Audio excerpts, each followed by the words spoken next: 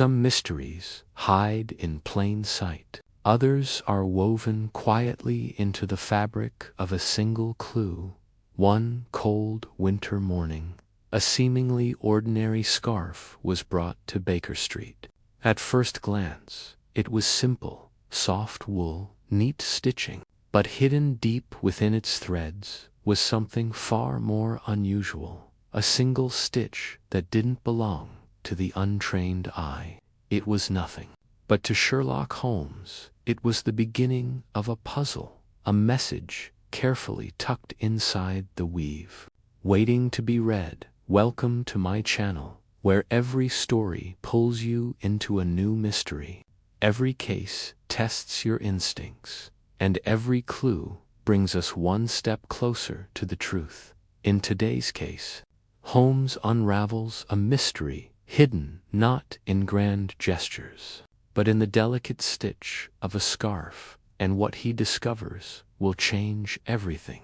Stay with me till the end, because the truth behind this tiny clue isn't just clever, it's masterfully hidden.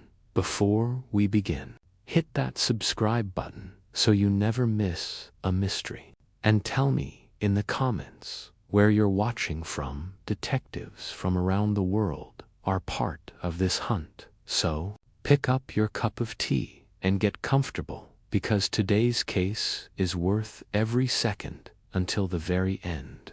Chapter 1. The illusion of a closed room. It was on a bitterly cold morning in early February that I was roused from a gentle doze in my chair by the sudden, energetic tapping of Holmes' violin in the adjacent room. The fire in our Baker Street hearth had long since dwindled to red embers, but I had refused to stir.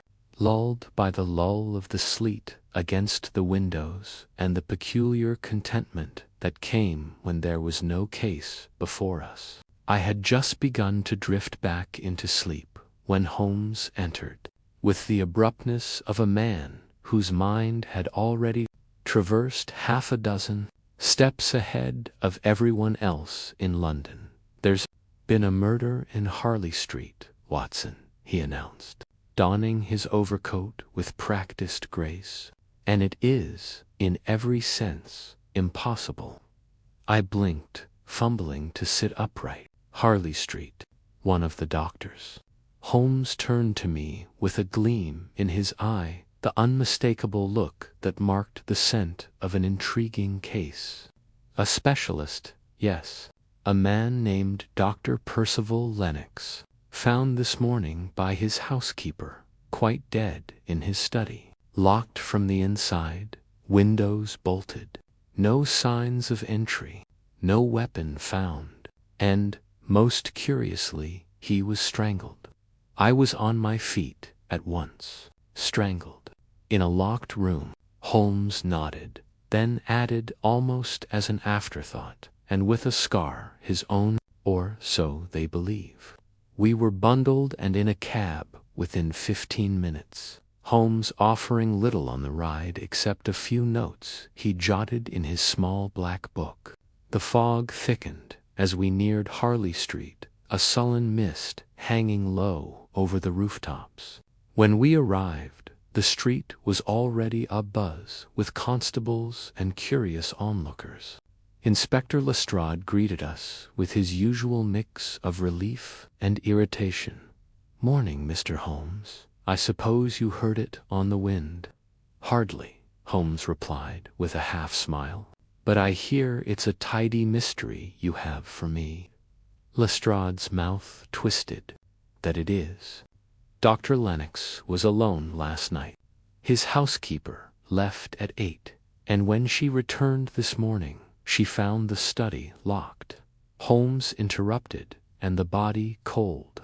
"Yes, I've heard. Let me see the scene." The study of Dr. Lennox was a small, neatly appointed room, lined with dark walnut shelves and medical journals. A leather armchair faced the hearth, which was still warm but barely smoldering. On the thick Axminster rug lay the lifeless form of the doctor, his face purplish, mouth frozen in a silent struggle.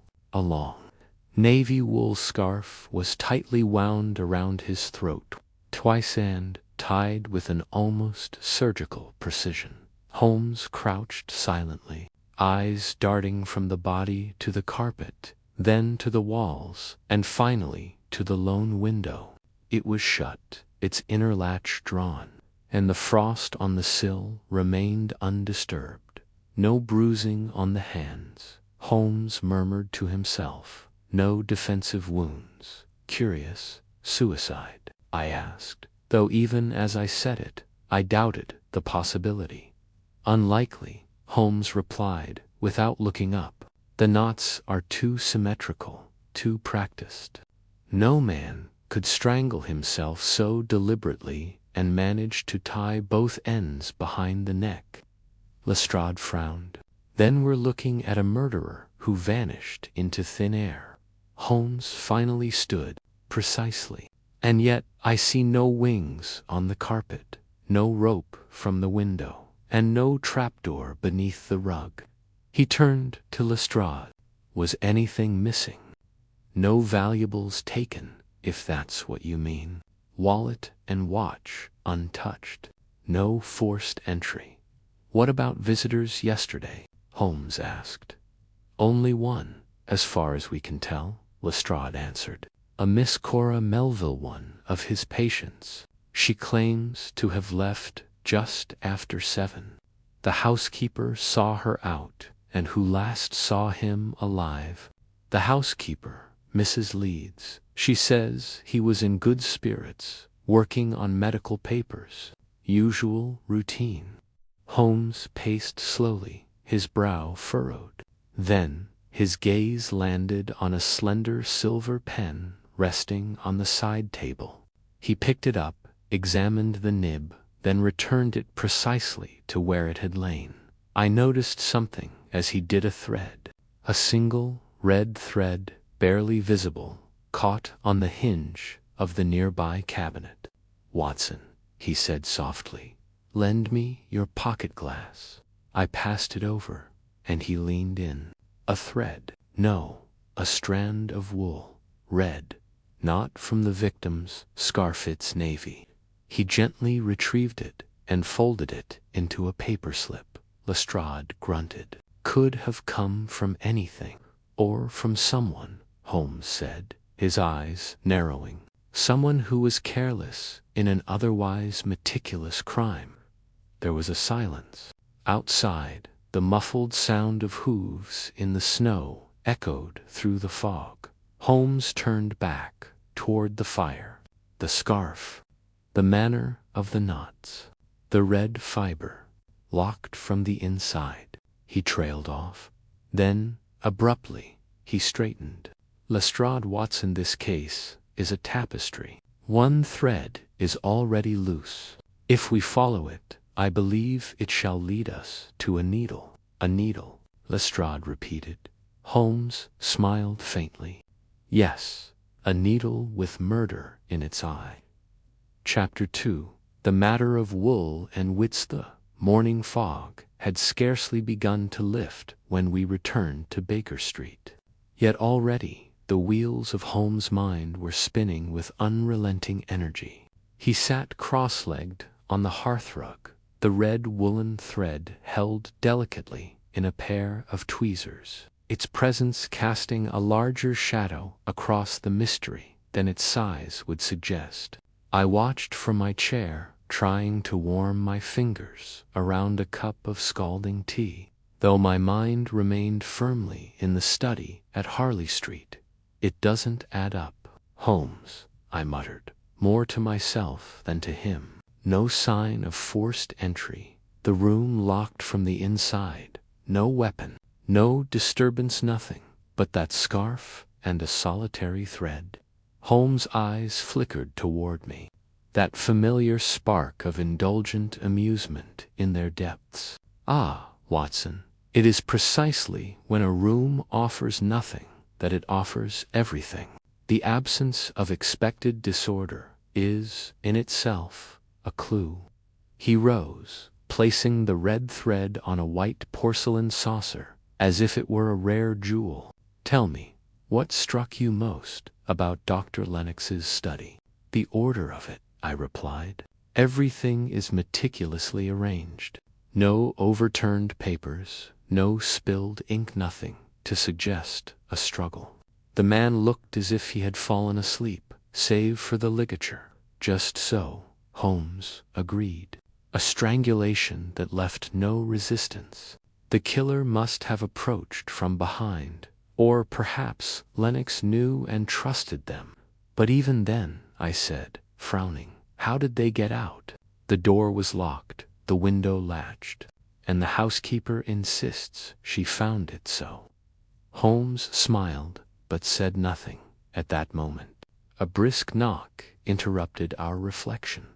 Mrs. Hudson entered, her expression polite but purposeful. Inspector Lestrade is downstairs, Mr. Holmes. He said he'd not keep but for a moment. Show him in.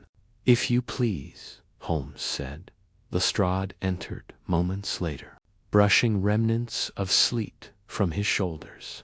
I thought I'd drop off the autopsy report, preliminary at least, he said, handing over a folded sheet. The coroner confirms asphyxiation. Bruising around the neck matches the scarf. No signs of blunt trauma, no poisoning, no broken skin. Clean as a whistle, if murder ever is. Holmes perused the paper silently for a moment before setting it aside. And the scarf itself? Common wool, Lestrade replied. We're having it traced, but it matches several in the doctor's wardrobe. No blood, no fibers underneath the nails, nothing we can use. And the knot? Holmes pressed. Lestrade shifted. Unusual, I'll admit. Not your typical rapand pull. A double constriction, like a surgeon's knot, pulled tight with some precision. Not the sort of thing your average street thief could manage. Holmes's eyes lit up. A surgeon's knot, you say? Interesting. Lestrade eyed him. What's that suggest to you? That someone who understands tension, structure, and precision, perhaps a surgeon, or someone accustomed to tying anatomical bandages, was involved, Holmes said. I felt my pulse quicken. Dr. Lennox was a specialist in spinal correction, wasn't he? Indeed, Holmes murmured, pacing now. Which means he likely worked with assistants, orderlies, or nurses trained in medical rigging and restraint. Lestrade frowned. You think it was someone from his own practice? I think, Holmes said, stopping beside the fireplace, that we must explore the people closest to him professionally and personally. In such murders, the proximity of trust is often the only weapon required. Lestrade sighed. I've got his patient logs from the past week and a list of all staff in the building. You'll find some interesting names. That woman, Miss Cora Melville, was the last to see him alive, other than the housekeeper. Miss Melville, Holmes repeated. She is a violinist, I believe. Student at the Royal Academy. That's the one. Lestrade nodded. Claims she was being treated for posture-related nerve pain. Holmes raised an eyebrow. So Dr. Lennox, a spinal specialist, had a young, impressionable violinist as a patient. Tell me, Lestrade, does that not already tug at a thread? Lestrade looked puzzled. It's a start, I suppose. No, Inspector, Holmes corrected gently. It may very well be the stitch that holds the entire scarf together. With that, he turned back to his desk and selected a monograph from the shelves. One of his own early essays on the psychology of motive in confined crimes. He flipped it open absently while speaking. I shall require access to Lennox's full appointment, book, and patient correspondence. Also, I would be most obliged if you could procure any letters found in the doctor's desk drawer. Lestrade grunted. You've a mind like a nest of bees, Holmes. I'll have them sent to you by afternoon. And one last thing, Holmes added, as the inspector rose to leave. Have that scarf delivered as well, along with a magnified photograph of the stitch where the knot begins. There's something irregular in it. I believe our clue may lie not only in the material, but in the manner of its making. When the door finally closed behind Lestrade, Holmes stood still, staring down at the crimson thread in its porcelain dish. Watson, he said slowly, have you ever considered how something as innocuous as a stitch, when placed wrongly, can unravel a man's entire life? I shook my head. No, Holmes, I can't say I have. Then prepare yourself, he said. For in this case, we follow not blood, nor footprints, nor even motive, but wool. Chapter 3. A Scene of Deception. The next morning found Holmes and me once more beneath the grey, sullen skies of London, our cab weaving through the muddy thoroughfares toward Harley Street. Holmes was unusually silent, his fingers steepled beneath his chin, his gaze lost somewhere between thought and mist. The thread from the previous day, the red fibre, found near the cabinet, hinge now rested in a small envelope inside his coat pocket, as though it were the key to a cipher only he could read. Upon arriving at the Lennox residence, we were met not by Lestrade this time, but by a gaunt, elderly woman with eyes the color of weak Themis's leads, the housekeeper. If you'll follow me, gentlemen, she said with the stiffness of one long accustomed to order and deeply disturbed by its disruption. The room is just as it was, save for the body, of course. I couldn't bring myself to go in since yesterday. Holmes offered her a polite nod. That is most helpful, Mrs. Leeds. We require only a few minutes. We stepped back into the study, and once more I was struck by the chilling stillness of the room. It seemed impossible that a murder, such a violent, intimate act, had taken place here. Everything appeared untouched, the pens laid evenly on the desk, the fire irons standing at attention, the heavy curtains drawn against the gray light. Holmes moved at once to the desk, pulling on a pair of gloves. Watson, you'll recall the silver pen I examined yesterday? Yes, I said. It seemed ordinary, indeed, but only at a glance. Holmes picked it up and held it. The nib shows faint corrosion, barely visible, likely used with a chemical compound. Dr. Lennox may have been writing something that reacted with the ink. He examined the blotter and found a few faint impressions, then produced a small bottle of iodine from his coat. With great care, he brushed a few drops across the blotter paper. Slowly, ghostly letters began to appear. I leaned in. Can you read it? Holmes frowned. Coronel, more visits. It is dangerous. You must not write again. The scarf was, he paused. The rest is illegible. My heart quickened. Coramus Melville. Unquestionably, Holmes replied. It seems our late doctor wished to sever some tie with her, and it concerns the scarf. I turned toward the coat rack by the door, where several garments still hung.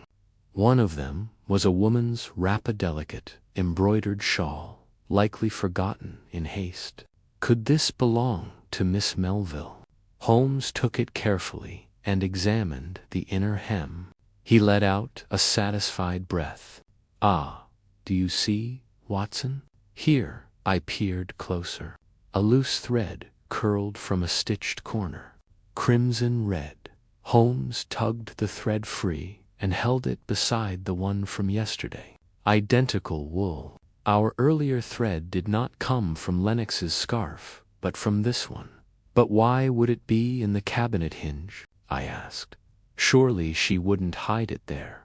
Not necessarily. If she leaned or brushed against it, perhaps while searching for something, it may have snagged. That she left her shawl behind at all is telling. I suspect she departed in great haste. Holmes crossed to the fireplace and studied the mantel, then stooped to examine the ashes in the hearth. He pulled a thin iron poker from the side and gently raked the ashes apart. Something white and crumbling emerged, a half-burned scrap of paper. Watson leaned in, catching glimpses of ink through the soot. A letter. Holmes extracted it with tweezers. Only a few fragments remained legible. Cannot go on like this. If anyone knew.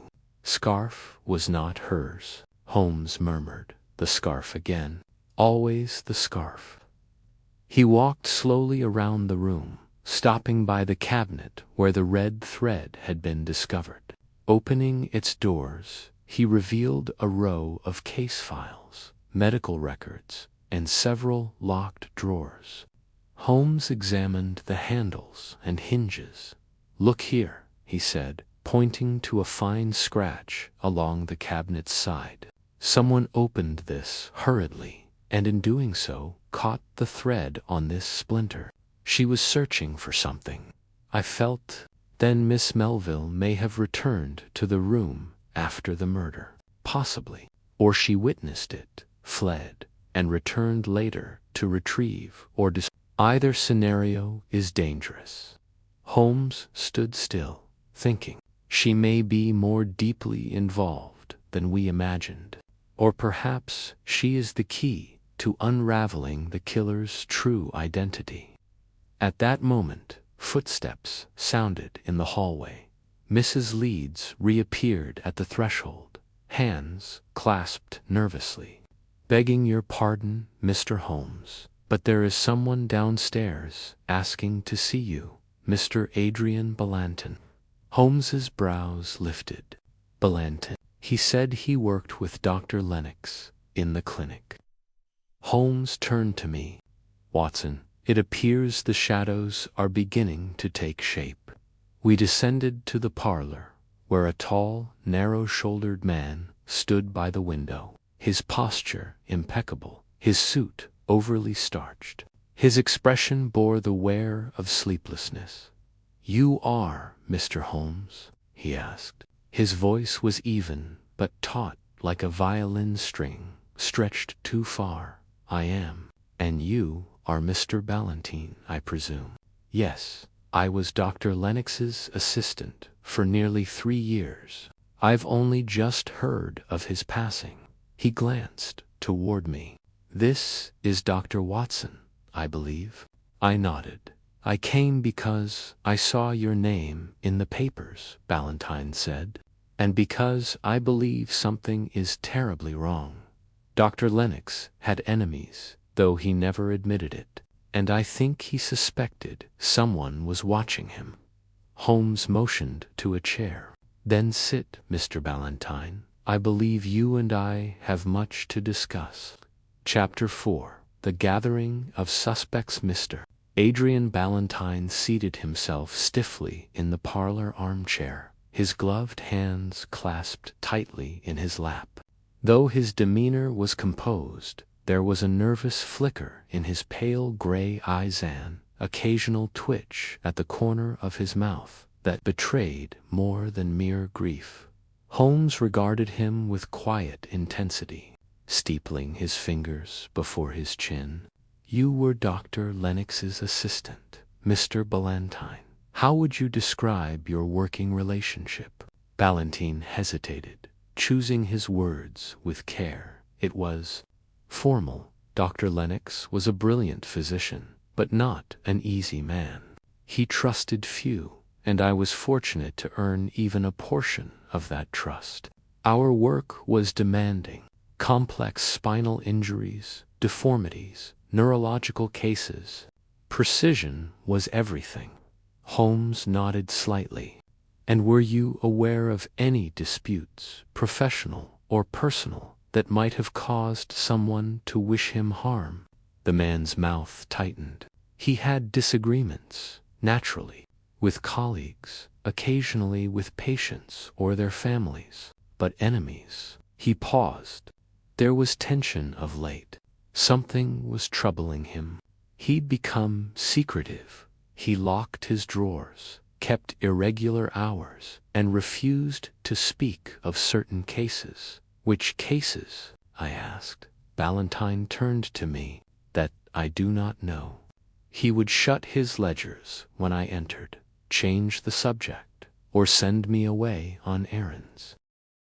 Holmes studied him for a long moment, then rose and moved to the window, gazing out onto the frost-laced street below. What can you tell me of Miss Cora Melville? Ballantyne's expression darkened slightly. Miss Melville was a frequent visitor, far more so than her condition warranted. She would linger after appointments, bring gifts, flowers, books. I believe she harbored romantic feelings for Dr. Lennox. Were those feelings returned? Ballantyne shrugged. If so, he hid them well. He remained strictly professional in her presence, but she didn't take hints.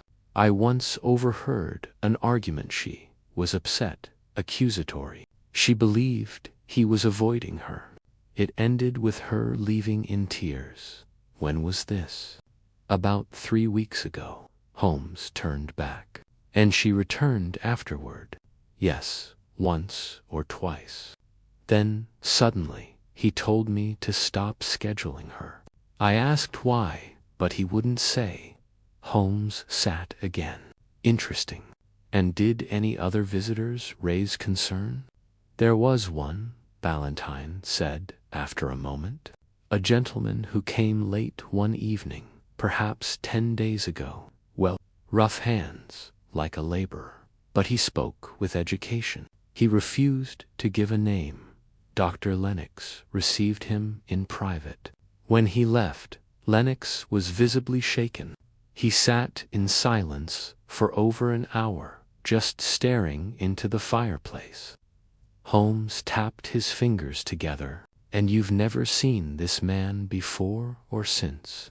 Never. Holmes stood. Thank you, Mr. Ballantyne. You've given me much to consider. Ballantyne rose as well. If I may ask, do you believe this was a random act? Holmes met his eyes.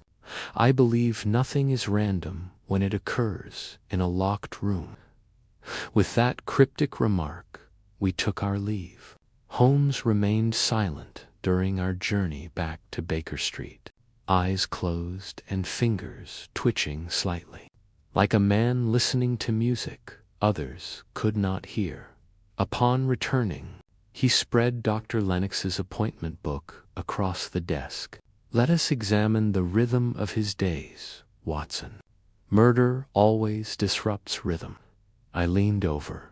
The pages were filled with names, times, and brief annotations in the doctor's compact hand. Most were mundane: spinal curvature, lumbar stiffness, nerve impingement. But some entries stood out. Here, I said, Miss Melville recurring weekly until mid-January, then suddenly crossed out. Holmes nodded. And this, he pointed to an evening entry labeled RH, circled in ink, with no further explanation. Could that be the mysterious visitor Ballantyne mentioned? Possibly. Holmes made a mark beside it. There's also an entry 2 days before the murder. TQ. Unfamiliar name. We'll need to identify that person. Before I could reply, there was a knock at the door. Mrs. Hudson entered, carrying a small stack of letters and parcels. From Inspector Lestrade, Mr. Holmes. Holmes thanked her and tore open the first envelope. Inside was a photograph there, scarves, not magnified several times. He studied it with his glass. As I suspected, This knot isn't merely a surgeon's knot, it's double-bound with what's called a Cushing turn. Very specific. It's used in neurosurgical procedures. Only a handful of practitioners in London would be trained in such technique, which suggests the killer had a medical background, I said. More than that, Holmes replied. They knew Lennox's own methods intimately. This knot was chosen not for convenience, but to send a message. Someone wanted Lennox silenced by his own craft. We spent the remainder of the day cross-referencing Lennox's past patients and associates, and by evening had compiled a list of names. Miss Cora Melville, patient and former music student, Mr. Adrian Ballantine, ASSISTANT, Mrs. Eliza Lennox, estranged widow, Dr. Thomas Q., a rival physician, an unknown man, possibly using the initials R.H. Holmes, circled each with quiet precision. 5 potential suspects, each with motive, access, or opportunity. Some perhaps with all 3. I frowned. You believe his widow may be involved. Estranged spouses are rarely far from such scenes, Watson. But the motive must be supported by evidence. He stared at the final name R.H. for a long time. This one troubles me. Unnamed, undocumented, and yet able to shake Lennox to his core. He closed the book. Tomorrow we will visit Miss Melville. The time has come to test the strength of that thread. Chapter 5. First suspects, the red herring. The following morning brought with it a cutting chill that sliced through the fog, lingering low over the Thames like a smothering veil.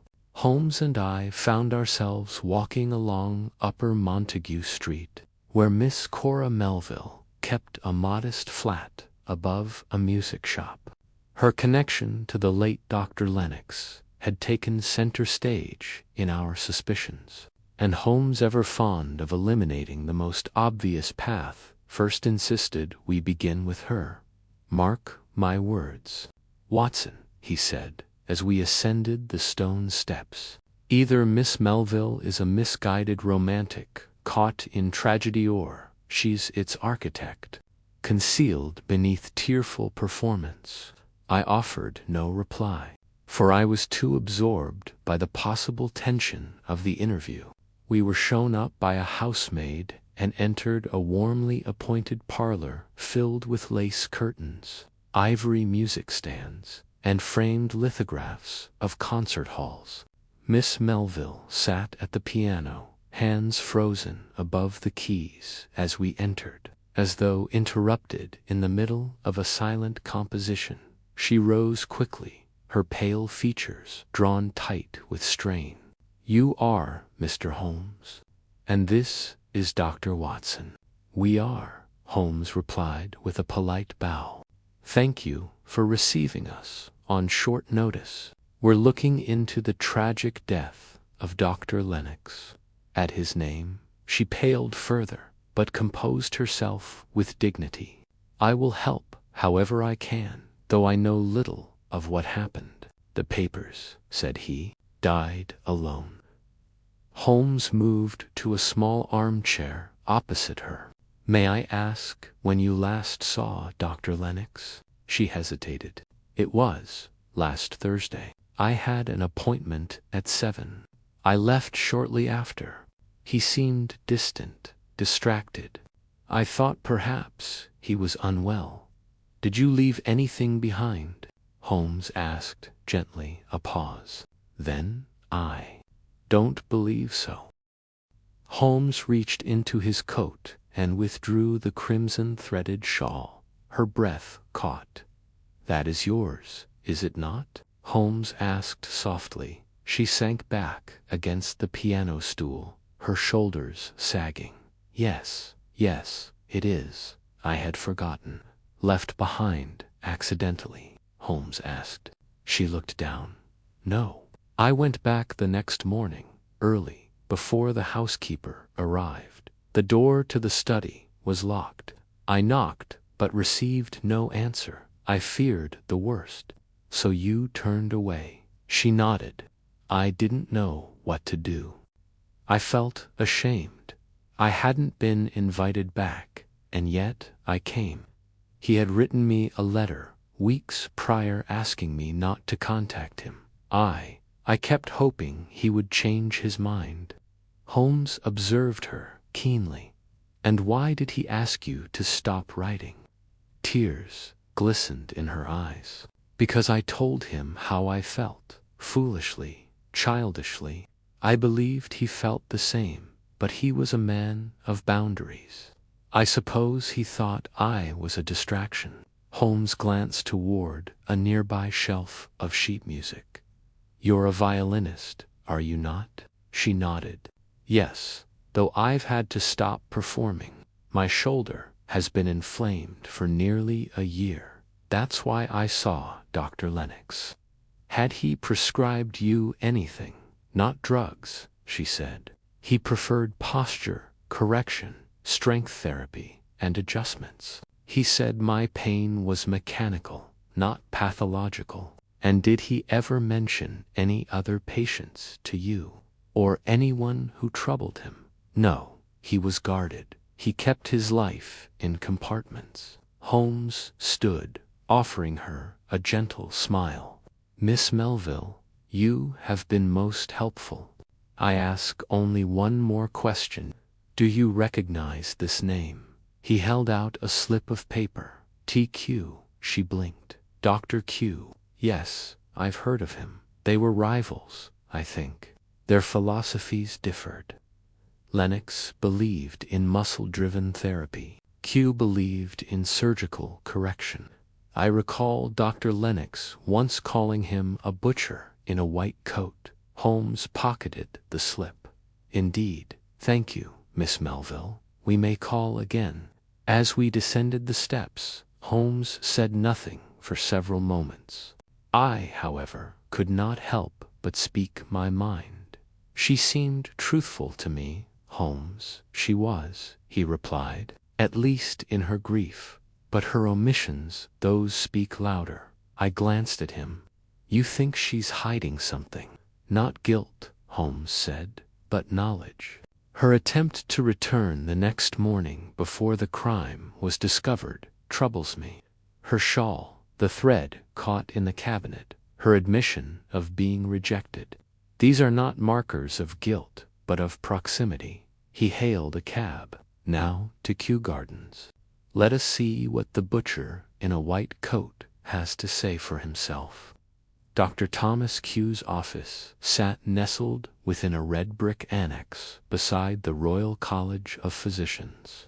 We were received with wary courtesy by a receptionist and ushered into a cold, severe consultation room lined with anatomical charts and bone models.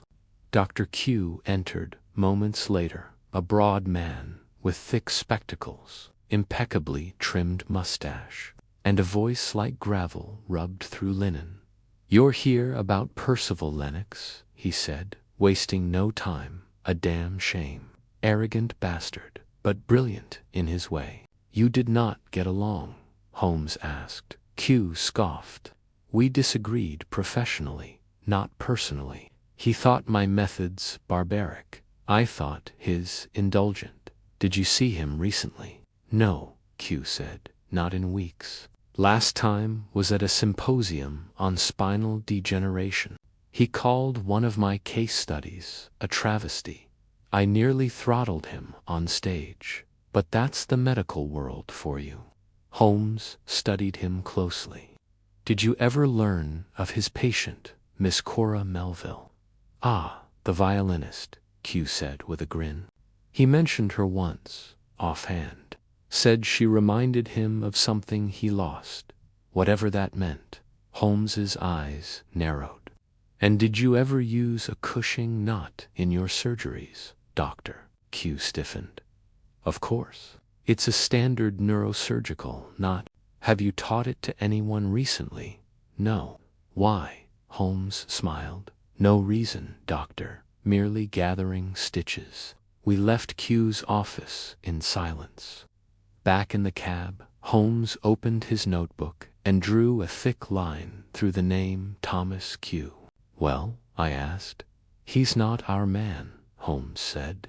He may be boorish, but he's also honest. The knowledge might match, but the temperament does not. However, the reference to something Lennox lost that may prove useful later. He tapped the name R.H. in his notebook. Now, Watson, he said, let us find the ghost in this locked room. Someone's shadow lingers still. Chapter 6. The Secret Clue, a Hidden Inconsistency.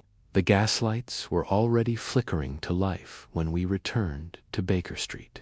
A gray mist had begun its nightly descent, softening the outlines of buildings and cloaking the streets in a melancholy hush. Holmes, upon entering our lodgings, strode immediately to the table where he had laid out the items retrieved from Dr. Lennox's study. There is something about that room, Watson, he said, lifting the crimson shawl delicately.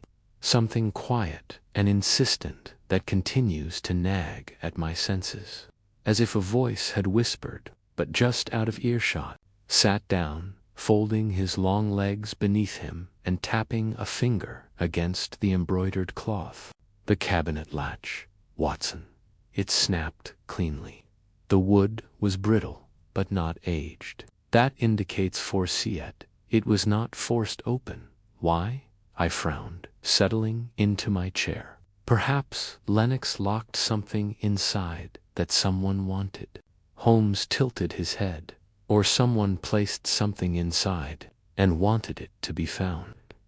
He rose suddenly and crossed to the bureau where the rest of the doctor's effects lay: notes, a leather-bound casebook, and several prescriptions.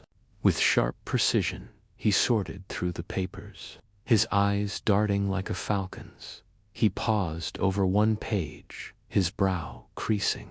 Watson, he said slowly, come here. I moved to his side and looked down at the prescription in his hand. For laudanum, I read aloud, dated last month, issued to R. Hexton, the same initials that Lennox wrote just before his death, Holmes murmured. Could be coincidence, I said, though my voice lacked conviction. Holmes shook his head. There is no coincidence in the dying scrawl of a man murdered in his own study. R. Hexton. The name is vaguely familiar. Let us consult the directory. He retrieved a battered medical directory from the shelves and began flipping through. After several moments, his finger halted. Here, he said, tapping the entry. Hexton, Reginald, licensed apothecary. Formerly practicing out of Bloomsbury Lane. License revoked, 1899. Revoked, I echoed. For malpractice, Holmes added grimly. 3 patients died under his care. It caused quite the stir in the medical community. And yet, here is a prescription issued in his name only last month by Dr. Lennox himself. But if his license was revoked, I began. Then Lennox was treating him privately or hiding something, Holmes finished. Let us hope Mrs. Weatherby kept the doctor's ledgers. By the next morning, we were again welcomed into Dr. Lennox's now somber household.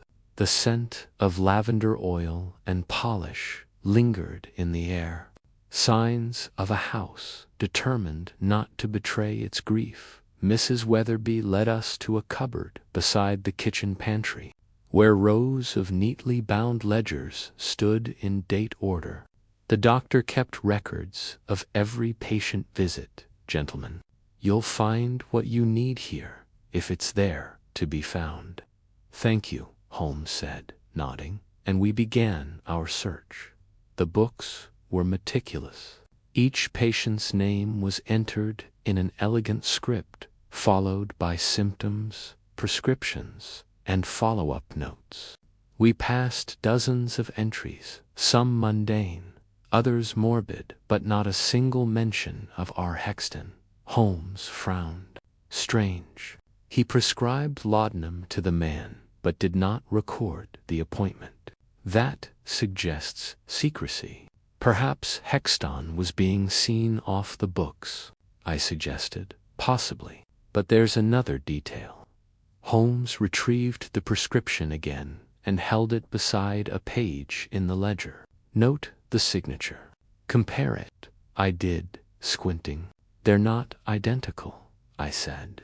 Close, but the flourish on the L is missing on the prescription. Forged, Holmes said flatly. Someone wrote this after the fact. Perhaps even planted it in Lennox's home. He rose, pacing slowly. Watson, tell me what is the purpose of leaving a forged prescription in a dead man's study? Why would a killer wish to point us to a disgraced apothecary? To shift blame, I said. A red herring, just so. Or perhaps to suggest that Lennox was hiding something about Hexton, something worth killing over. At that moment, Mrs. Weatherby reappeared in the doorway, wiping her hands on her apron. Excuse me, gentlemen, but there was one more thing I found this morning. A letter slipped under the mat at the front door. I've not opened it. She handed Holmes a small, cream-colored envelope. The paper was coarse, and the name on the front read only Sherlock Holmes. Holmes opened it with a practiced flick and withdrew a single sheet of paper.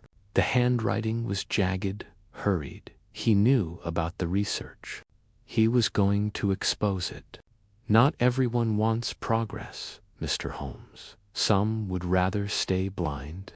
Our Holmes reread it thrice, then folded it silently and slipped it into his coat.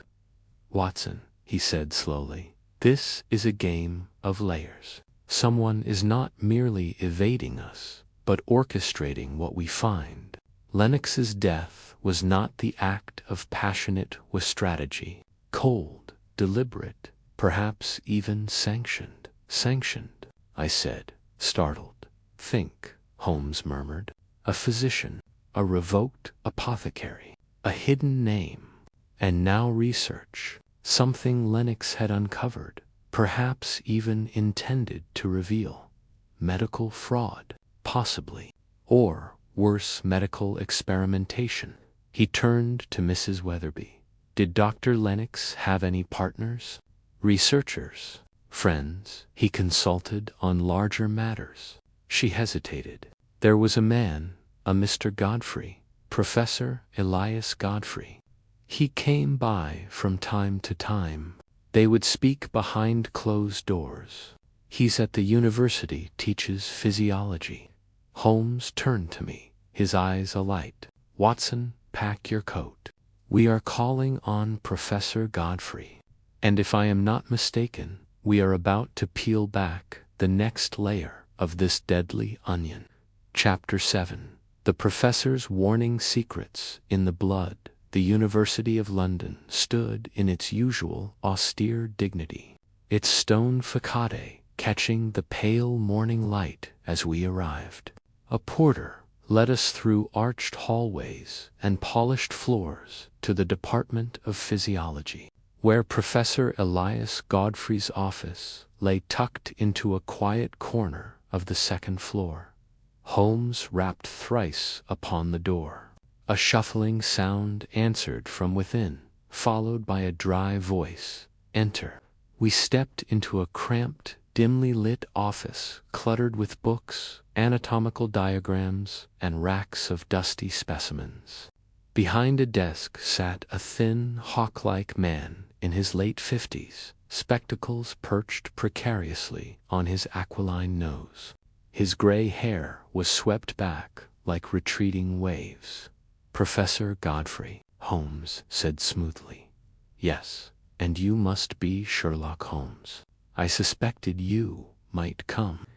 His voice was calm, but a tightness lingered at the corners of his mouth. I take it this is about Jonathan. It is, Holmes replied. You were acquainted. Colleagues, in a loose sense. Jonathan Lennox was a brilliant diagnostician, but he was also troubled. He walked the edge. Holmes seated himself uninvited, motioning for me to do the same. We have reason to believe Dr. Lennox was killed not in a random act, but to prevent something, to silence knowledge. Godfrey leaned back slowly, the leather chair creaking. So you've found the threads. He confided in me near the end, you know. Said he had uncovered something too significant to ignore. I urged caution, but Jonathan was never cautious when his mind was aflame. Do you know what he had discovered? I asked. Godfrey hesitated. Something to do with blood. He was working with rare types, abnormalities in platelet behavior. He believed certain conditions were being misdiagnosed, that the misdiagnoses weren't accidental. Holmes's eyes flickered. Misdiagnosed how? Diseases that mimicked each other. Tinctures and placebos passed as cures. A particular pharmaceutical company, he never named it, was allegedly promoting a serum that didn't treat what it claimed to, and he believed they were bribing doctors to continue prescribing it. Did he share samples? Papers? Godfrey gave a tight nod. He had a set of vials. I saw them once. Viscous, amber. He said it was the real truth in liquid form, but he never told me where he kept them. Holmes laced his fingers. Professor, earlier this morning we found a forged prescription in Lennox's study bearing the name R. Hexton. Does that name mean anything to you? Godfrey exhaled sharply. Yes, Reginald Hexton. Once a chemist of promise. He and Lennox studied briefly together before Hexton's downfall. He was accused of adulterating compounds, diluting painkillers, mislabeling ingredients. It ruined him. He vanished afterward. But Jonathan suspected he had returned under a false name. Holmes leaned forward. So Hexton may be a livand involved, or being used, Godfrey said. But mark my words, Mr. Holmes.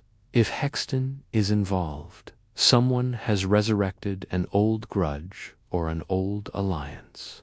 Either is dangerous. A silence settled in the room, broken only by the faint ticking of the professor's wall clock. There's something else, Godfrey added at last. Jonathan had become increasingly paranoid. He mentioned a man who followed him, a man with a limp and a black overcoat. He called him the Watcher. Holmes rose, his face set in thought.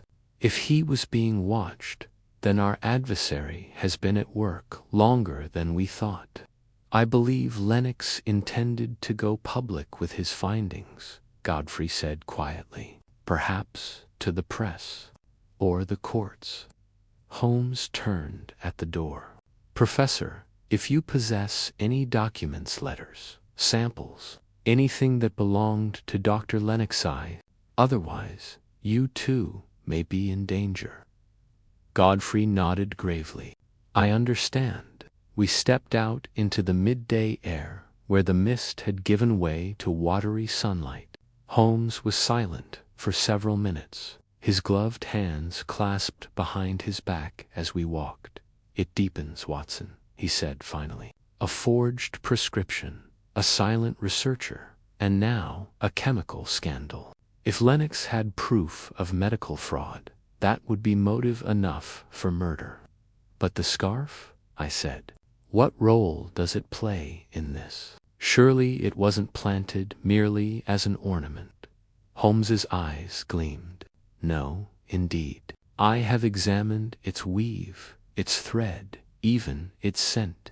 There is a residue barely perceptible, a faint, bitter trace, not perfume.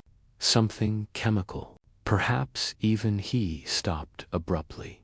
"What is it?" I asked. "A thought," Holmes murmured.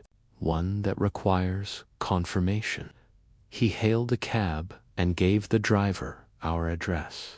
Back at Baker Street, Holmes disappeared into the chemical corner of our sitting room, donning his goggles and preparing a beaker.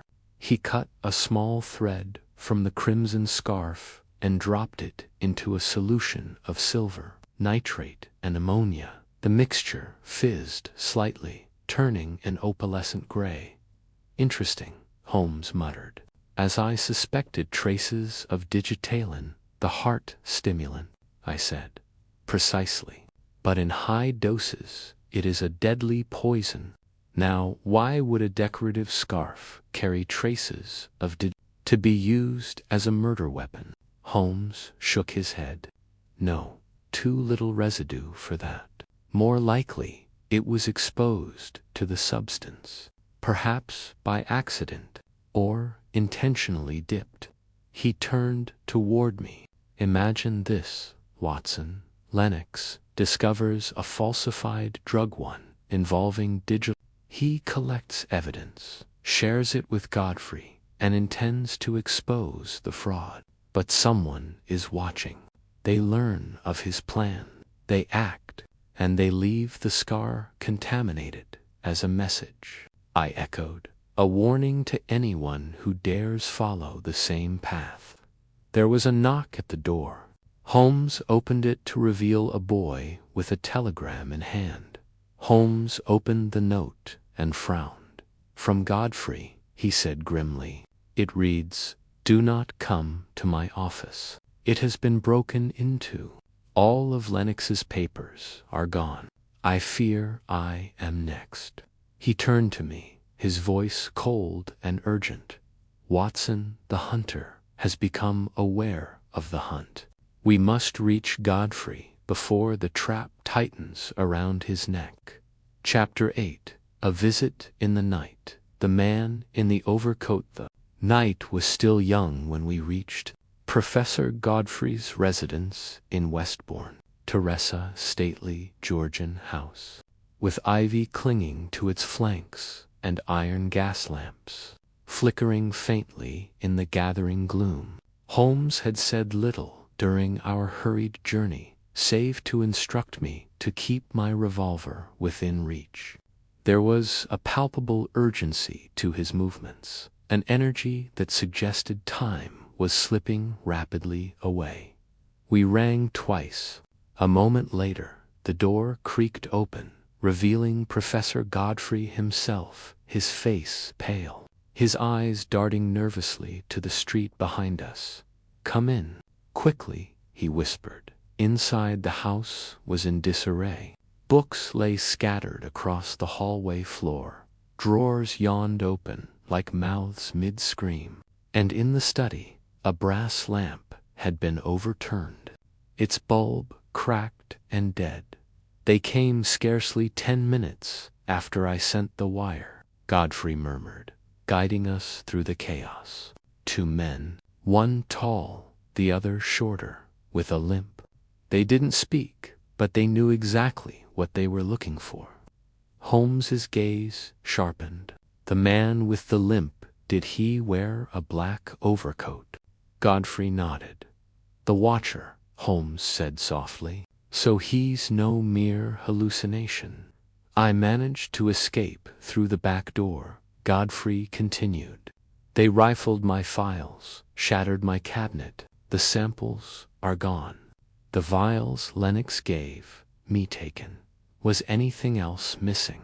Holmes asked. Godfrey hesitated, then moved to a small wooden box on the mantel. He opened it, revealing a single folded paper.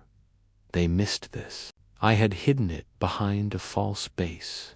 It's a page from Jonathan's note storm, incomplete. But he mentioned a compound, RX-14 Delta. He believed it was the key." Holmes examined the page with great care, his brow furrowing.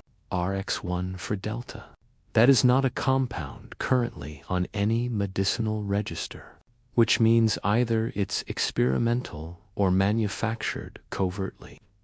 Godfrey crossed to the window, peering into the street. They will return, Holmes nodded, and we shall be ready. I turned to him in astonishment. Holmes, surely you don't mean I do, Watson. Tonight, we lie in wait. The house was plunged into darkness, save for a dim candle in the hallway. Godfrey retired to the attic to give the illusion of an empty home. Holmes and I concealed ourselves behind a heavy tapestry in the study, the faint scent of tobacco and old vellum thick in the air. Time crawled by. The tick of the grandfather clock was deafening in the stillness. Every groan of the floorboards above made my hand twitch toward my revolver. Holmes stood utterly still beside me, like a hawk poised before a dive. Then it came a soft click at the back door. Holmes's eyes met mine. He held up a handweight, the creak of a hinge. Slow, careful footsteps. 2 sets, through a narrow crack between the tapestry and the wall. I glimpsed them. One was tall, lean, and wore a wool coat. His companion limped, left leg dragging faintly, and wore a black overcoat with the collar raised. His face was hidden beneath the brim of a hat. They moved with silent precision, making straight for the mantel. The taller man crouched, opening drawers. The limping man stood back, eyes scanning. Holmes sprang. In the name of the law, stand where you are. I rushed forward, revolver raised. The intruders froze. For a moment, silence reigned. Then the man in the black overcoat bolted. Holmes lunged, tackling the tall man to the ground. I dashed after the limping figure, but he slipped through the front door and into the night before I could reach him. Watson, Holmes called, bring rope. I returned moments later to find Holmes straddling the captured man, who struggled violently. A few deft knots later, he was secured to a chair. Holmes struck a match. Lighting the overhead lamp, the prisoner glared at USA hard-faced man in his 30s, scar running from his temple to his chin.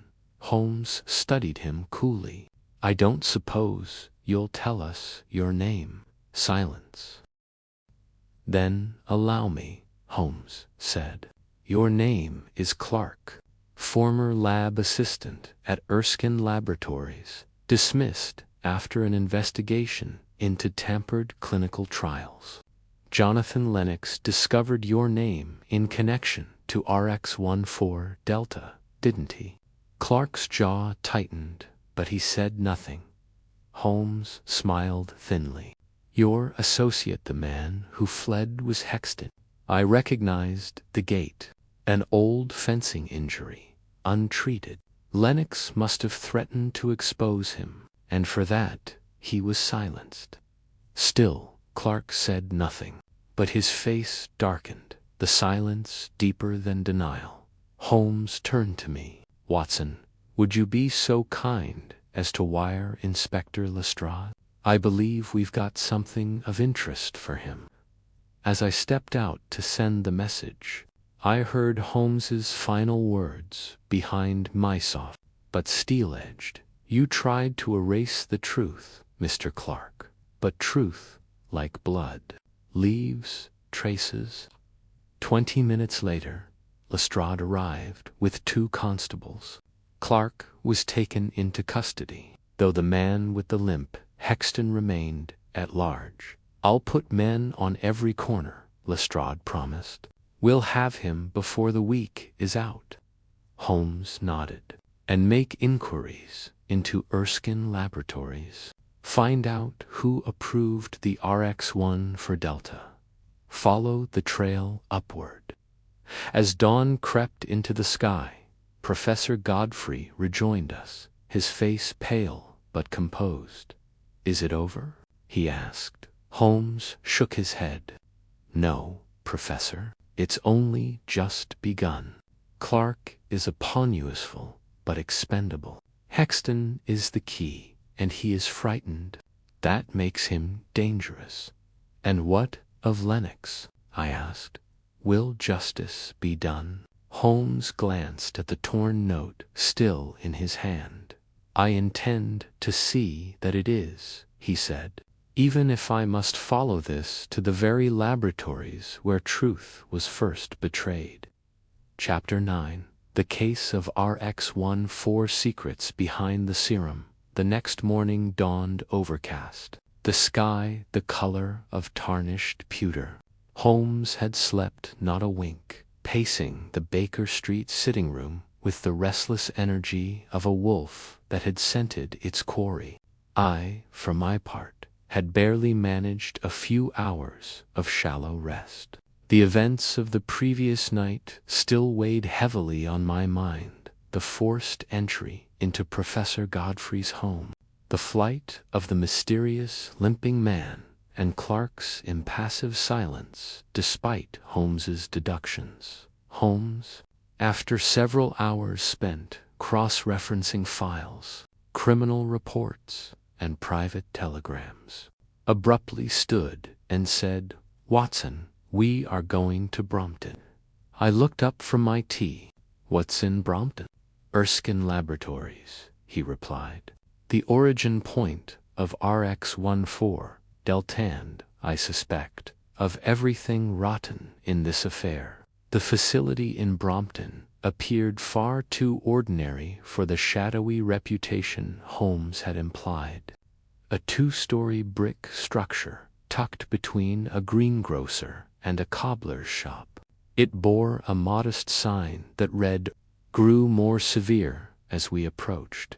"I made inquiries," he murmured as we mounted the steps.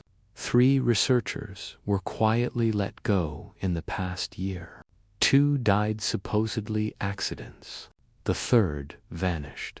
And all had some contact with Jonathan Lennox. A severe-looking secretary greeted us, her hair tightly wound in a bun, spectacles perched on her nose.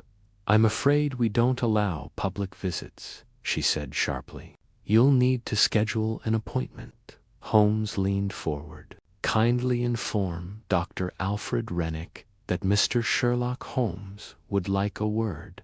The effect was immediate. The woman's eyes widened. She hesitated, then disappeared into a hallway behind a frosted glass door. Within minutes, we were ushered into a boardroom lit by high arched windows and smelling faintly of antiseptic and ink. A tall, gray-haired man entered Dr. Rennick, the head of research.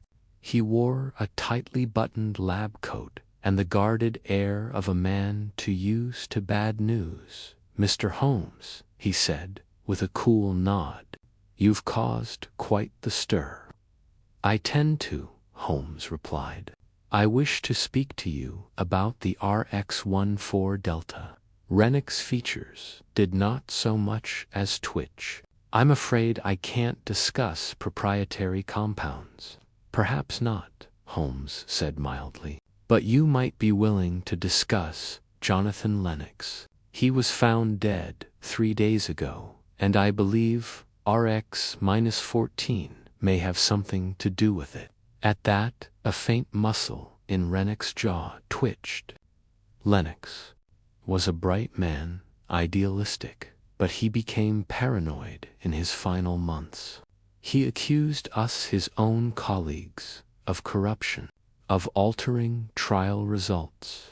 That sort of behavior cannot be tolerated in a research environment.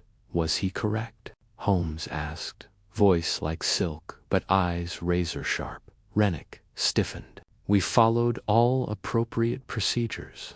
He submitted a report to the ethics committee. It was investigated and dismissed. "Do you have a copy of that report?" "Certainly not." Holmes's eyes gleamed. "Pity, because I suspect Lennox had a copy of it himself and that someone wanted very badly to recover it. Rennick said nothing, but I saw his fingers tighten slightly on the edge of the table. Holmes continued. We know the compound was being trialed on vulnerable patients, those with minimal recourse to question their treatment. And we know that Lennox planned to go public. He contacted a journalist in May. That journalist was attacked and left hospitalized. Rennick's face turned a shade paler. Dr. Rennick Holmes said, now quite firm, this is your opportunity to assist in a murder investigation.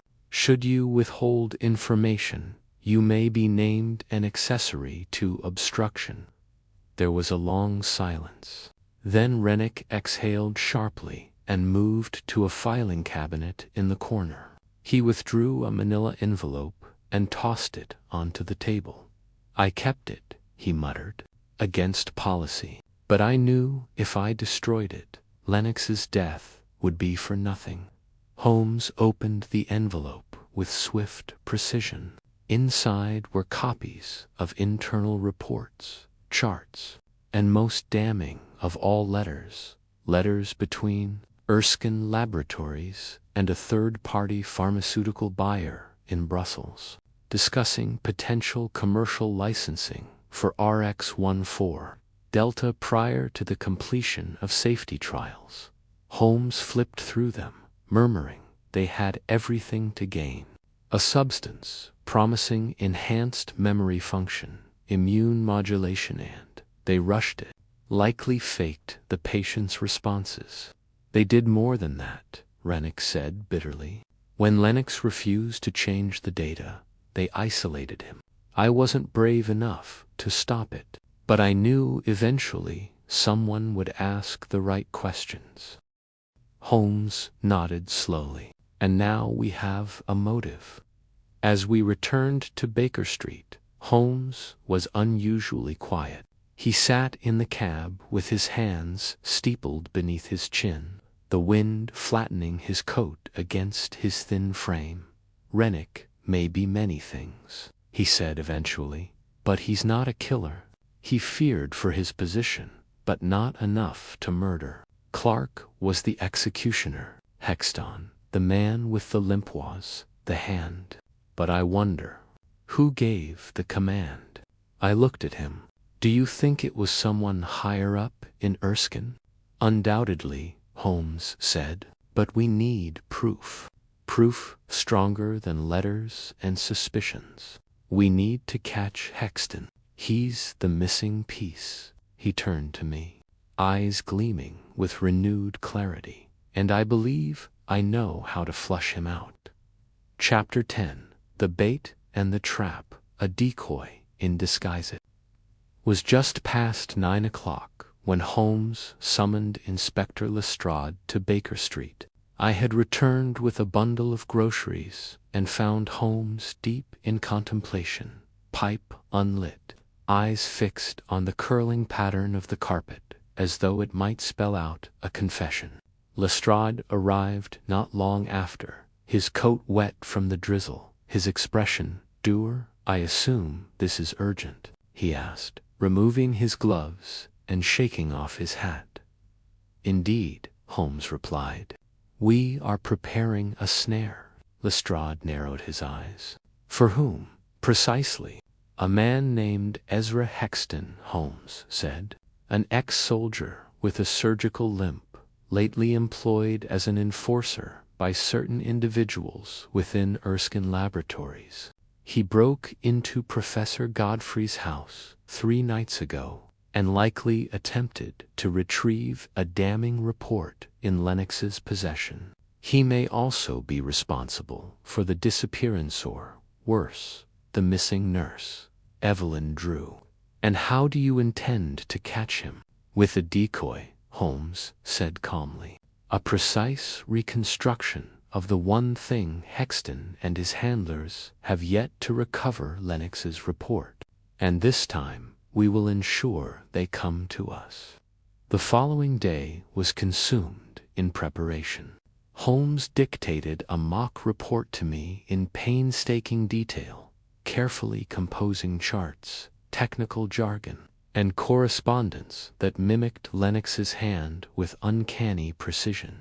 It was all fictitious, of course, but plausible enough to bait anyone desperate for its silence.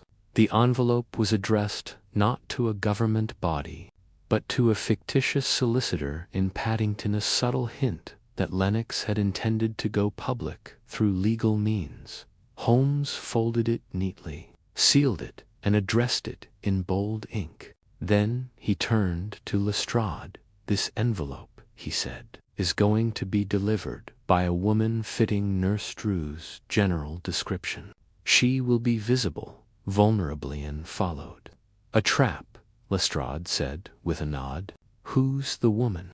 "Wigan's cousin, Eleanor. She's done similar work for me before. Capable and inconspicuous. And more importantly, she knows how to spot a tail." I felt a twinge of unease. And what if Hexton is more than just a tail? Holmes's eyes gleamed. Then he'll find Scotland Yard waiting. The next morning, Eleanor, a slight, sharp-eyed woman with a nurse's bonnet and a confident steps, set off from Baker Street. The false envelope was secured in a worn leather satchel at her side. Lestrade had stationed officers in pairs at regular intervals along the likely route, while Holmes and I trailed at a discreet distance. Concealed in a hired landau. "She's heading toward Bakerloo Station," I murmured, adjusting my collar. "Exactly as planned." Holmes didn't reply, but his gaze was fixed on the figure moving 3 paces behind Eleanor. The man limped slightly, his coat turned up against the cold, his hat low over his brow. Every so often he glanced sideways, never directly forward. "That's him," Holmes said. "Note the left leg stiff below the knee. Same gait I observed outside Godfrey's home." Eleanor continued unfazed, turning down a narrower road near Paddington. Hexton followed, now closing the gap with subtle speed. Lestrade and his men, hidden behind awnings and alley shadows, shifted into position. Suddenly, Hexton moved. With a sudden burst of energy, surprising for his build, he lunged toward Eleanor, yanking the satchel from her shoulder and turning to flee back up the narrow lane. "Now!" Holmes shouted. The street came alive with movement. 2 plainclothes constables stepped out to block his path. Hexton pivoted, only to find Lestrade and another officer behind him. He turned once more and spotted Holmes and me emerging from the landau, with the inevitability of a closing vice. Hexton stopped running. His hands rose slowly. "All right," he said hoarsely. "No need for dramatics." An hour later, at Scotland Yard, the man sat cuffed in an interview room, sweat collecting at his temples. Lestrade stood at the door, arms crossed. Holmes paced slowly before the table. "You were in Lennox's flat," Holmes said, "and in Godfrey's study. You took Nurse Drew." Hexton said nothing. "We have your footprints," Holmes continued. "Your correspondence with a burner address linked to Erskine Laboratories, and your letters requesting payment upon retrieval. You're already finished. But help us now, and I'll speak to the Crown about leniency." Still the silence held. Then Holmes reached into his coat and placed the decoy envelope on the table. "This is what you killed for, isn't it?" That broke him. Hexton's eyes flickered downward, then away. "Didn't kill him," he muttered. "I just followed orders." "Whose orders?" "Don't know his real name. Just Mr. Bell. Tall fellow, slick, wears gloves, even indoors. He pays. I follow." Holmes leaned forward. "And Nurse Drew?" Hexton looked ashamed for the first time. She's alive. We didn't hurt her. She's being kept, well, hidden. Belle said she knew too much. Saw Lennox before he died. She has the real copy. Holmes exchanged a quick look with Lestrade. I'll draw you a map. That evening, as Holmes lit a rare celebratory pipe, I sat back in my armchair, still processing the day's events. Nurse Drew had been found in a rented flat in Croydon, shaken but unharmed. The documents she had hidden beneath a floorboard in her room confirmed Lennox's claims in chilling detail. Erskine Laboratories had knowingly falsified trial results. Lennox had threatened exposure. And Bell, whoever he was, had orchestrated a cover-up that now spanned theft, abduction, and murder. You were right, Holmes, I said softly. The scarf stitch, the limp, the compound, every thread pulled tighter. Holmes smiled faintly. And yet the web is not complete. Bell remains at large, and I suspect he's cleverer than the others. I looked at him. Then what's next? Holmes tapped the ash from his pipe and said, Now, Watson, we bait a larger trap. Chapter 11.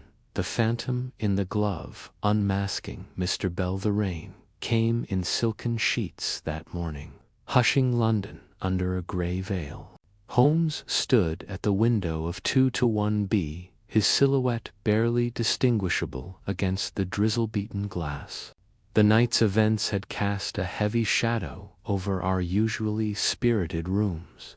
Though we had rescued Nurse Drew and obtained Lennox's damning report, the spectre of the man known only as Mr. Bell loomed large, an invisible puppeteer, still pulling strings. Holmes had spoken little since our return from Croydon. He'd remained in his dressing gown, immersed in a silence broken only by the occasional rustle of newspaper pages or the faint clink of porcelain as Mrs. Hudson delivered tea. I dared not interrupt his thoughts until he stirred on his own. At last he spoke, his voice low. He is still out there, Watson. Bell, a name as hollow as the echo of his crimes. You believe he'll move again? I believe he already has, Holmes replied, finally turning from the window. A man like Bell doesn't vanish, he consolidates. I've been following his trail, threadbare though it is. He tossed a small stack of documents onto the table between us. Shipping logs, laboratory finance reports, visitor records. Bell has made use of multiple aliases: Hugh Dalrymple, Lionel Grace, and now Bell, but in each case, his movements orbit around Erskine Laboratories. He is their fixer.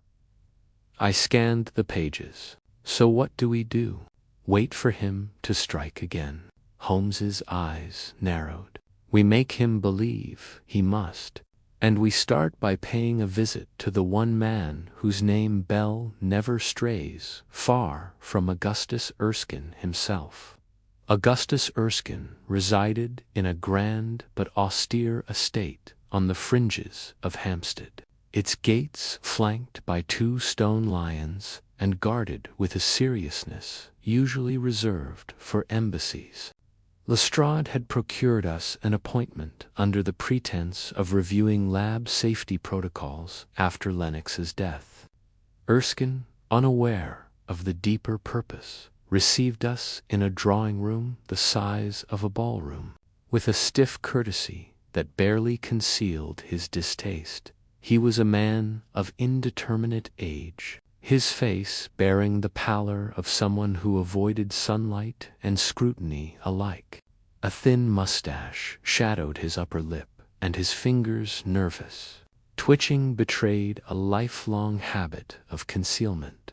Holmes opened the conversation mildly, inquiring about the lab's policies, its chain of oversight, It's record-keeping methods, Erskine answered with rehearsed precision, offering little of substance. But then Holmes produced a copy of Lennox's hidden report, and the temperature in the room seemed to drop several degrees. I assume, Holmes said, his tone cool, that you are familiar with this document.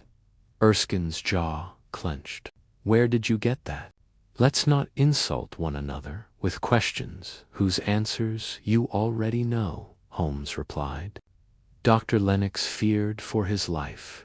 He confided in Nurse Evelyn Drew. He intended to expose Erskine laboratories for fabricating trial data regarding compound 17X, and he died days later. Erskine rose from his chair. This is slander.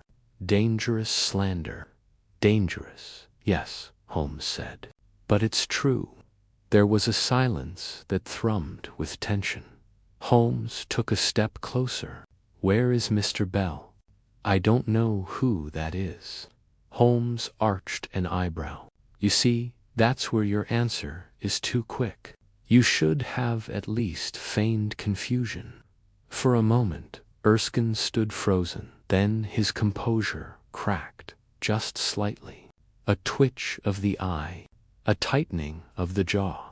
Holmes smiled thinly, noting every tick like a pianist reading notes. Lestrade, who had thus far remained silent in the background, stepped forward.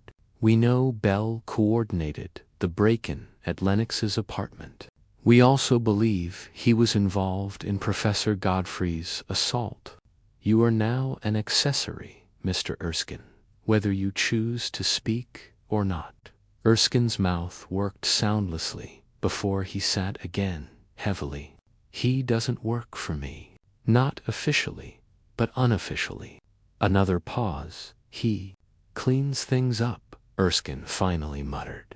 Contracts, press leaks, staff who grow too curious. Holmes's gaze sharpened. Where is he now? Erskine hesitated. I last saw him yesterday. He said he was closing accounts. Mentioned something about retrieving an old ledger from the Blackwell storage depot. Something, he said, was too risky to leave lying around. Holmes turned to me, his voice a blade. Watson, bring your revolver. I believe we'll find the phantom there before he burns the last of the evidence. Chapter 12.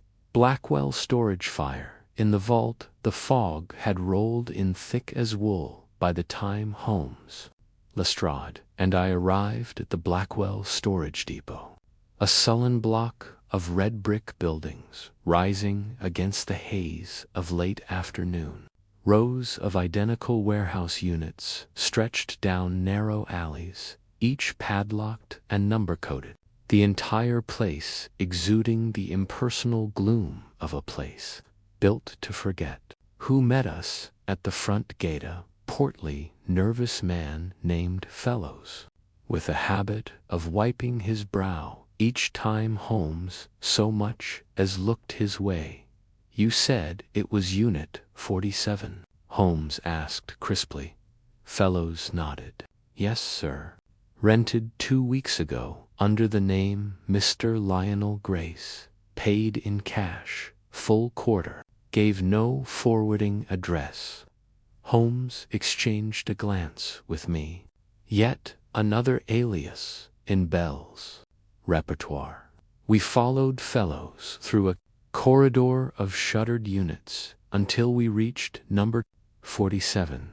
Lestrade stepped forward and rapped sharply on the metal door. Scotland Yard. If anyone's inside, come out now. There was no answer. Only a faint mechanical hum on the other side. Lestrade gestured, and Fellows produced a thick ring of keys. The moment the lock was turned and the door groaned open, a gust of chemical heat rushed out, acrid and stinging.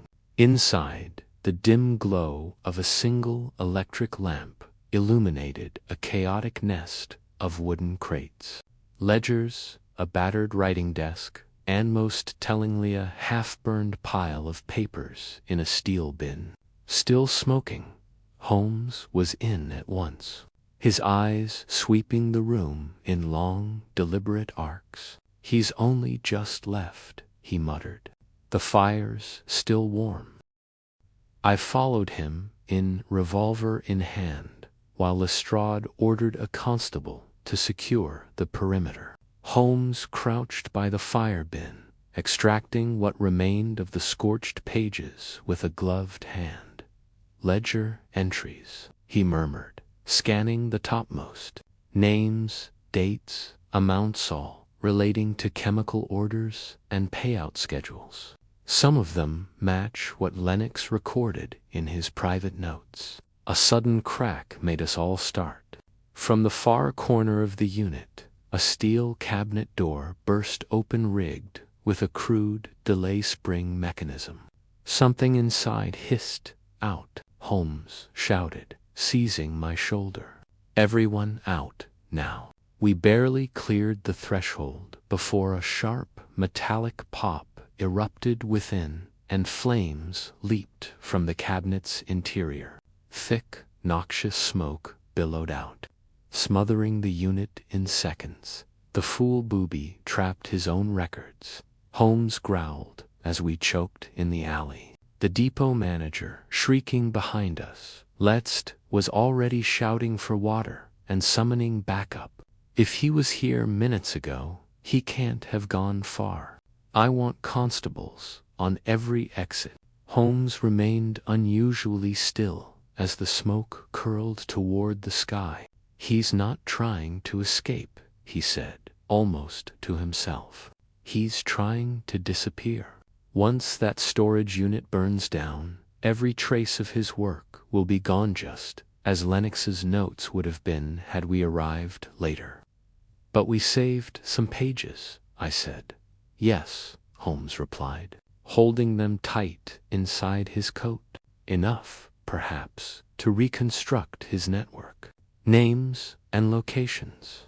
With these, we may unravel the conspiracy. But it will not be long before Bell knows he failed." As firefighters doused the flames, Holmes leaned against a nearby lamppost, lips pressed thin. "He is meticulous, Watson. Each alias, each transaction, every discarded page, it's all been part of a larger design. But designs require a destination." I tilted my head. "What do you mean?" "I mean," Holmes said quietly, "Bell is not merely erasing evidence. He's preparing for something final. Something that renders further exposure meaningless." There was a long pause between us, broken only by the hiss of steam and distant voices. Holmes turned to Lestrade. "Get these pages to Scotland Yard and begin identifying the names. I want full surveillance on Erskine, on every known associate in the report. And watch for any movement of funds or materials from the lab." Lestrade nodded grimly. "You think this isn't over?" Holmes's gaze was far away now. "On the contrary, I think it's only just begun." Chapter 13. The Courier and the Crimson Envelope. By the next morning, the pall of smoke had lifted over Blackwell storage, though the bitter tang of scorched documents still hung in the air. Holmes and I returned to Baker Street. Where the detective's sitting room was strewn with what remained of the salvaged pages, each sheet carefully weighted under glass to preserve the charred edges. While Holmes pored over names and figures with obsessive precision, I busied myself with making tea, noting the tension in his shoulders and the tightness in his jaw. He had slept little, if at all. "I take it the ledgers have yielded something useful?" I asked, handing him a cup. "Useful, yes. Complete, no," he replied, not looking up. "Half the names are aliases, the rest initials. It will take Lestrade weeks to trace them. And the timeline, I ventured. Tom's finally looked at me.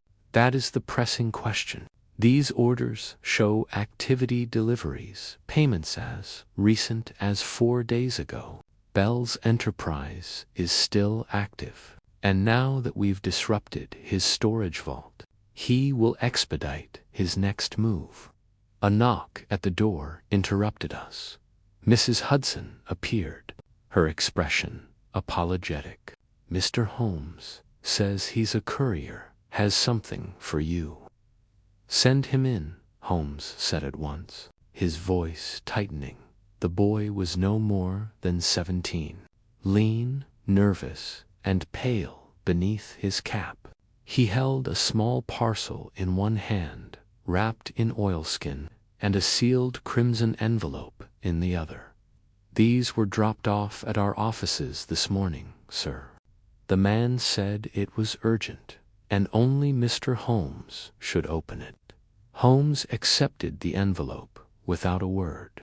I noticed the slight tremor in his fingers as he turned it over. No address, no postmark, only a wax sealer stylized serpent devouring its tail. With one quick motion, he broke the seal and unfolded the single sheet within. His eyes darted across the lines, and then, with a sharp breath, he passed the note to me. Mr. Holmes, you persist in chasing shadows. The answers you seek lie not in ash and ink, but in blood. One final message awaits you to live it, I repeated, frowning. What could he mean? Holmes's face darkened. Not what, where. He's referring to the Winterbridge Chapel, where Lennox first confronted Bell about the discrepancies, where their brotherhood fractured. The boy coughed gently. There's also this, sir, he said, handing Holmes the oilskin parcel. Said to give it after you read the letter. Holmes unwrapped it slowly. Inside was a black, leather-bound notebook, its pages dense with numbers, diagrams, and chemical equations. In the back was tucked a folded newspaper clipping, an obituary for one Edgar M. Telling, a name Holmes underlined in the scorched ledger only hours earlier. Telling was a chemist, Holmes murmured, listed as one of the original funders of the Brotherhood.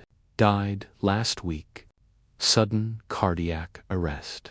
But this doesn't read like an obituary someone would clip out of sentiment, I said, noting the strange ink markings beside certain words. Indeed, Holmes said, narrowing his eyes.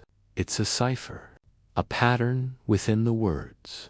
We shall decode it, but not now. He turned to the boy. Did the man who gave you this say anything else? Only to remind you, sir, the boy said hesitantly, that some truths don't want to be found. He said if you go looking for them, you best be ready to lose something dear. Holmes gave a tight nod. Thank you. That will be all. As the door closed, he stood motionless by the fire, eyes unreadable. You intend to go, I said. Of course, he replied. I'll come with you. No, Holmes said firmly. This invitation was sent to me and it reeks of a trap. I need you to stay behind and coordinate with Lestrade. If I don't return by dawn, he trailed off. You'll return, I said quietly. The clock ticked on, ominous and slow, as Holmes turned back to the cipher and the ashes of a brotherhood long broken. Chapter 14. Midnight at Winterbridge. Winterb Chapel stood on the edge of Hampstead Heath, its spire jagged like a broken tooth against the cloud-streaked sky. The moon, pale and diffident, peeked through shredded veils, casting long shadows over the neglected graveyard. Once consecrated ground, it now bore the silence of abandonment and secrets buried deep. Holmes approached alone, his footsteps softened by moss and dead leaves. He wore a long coat, collar turned up, his silhouette lean and tense. In one hand, he held his walking stick weighted subtly at the handle. In the other, he clutched the ciphered obituary, now half decoded, its contents nagging at the edge of comprehension. The chapel door creaked open with minimal resistance. Inside, dust motes floated like specters. Rows of pews, warped and splintered by time, lined the nave. Faint candlelight glimmered at the altar, flickering unnaturally, as if summoned more by intent than flame. Holmes advanced slowly. On the altar lay a folded sheet of paper, and beside it, an antique metronome ticking steadily, its pendulum carving out the seconds like a surgeon's scalpel. Holmes picked up the note. "There is elegance in rhythm, Mr. Holmes, in control, in silence. But your meddling has caused dissonance. You seek the end. But I offer you a beginning. Below this sanctuary lies the truth, and something else you value."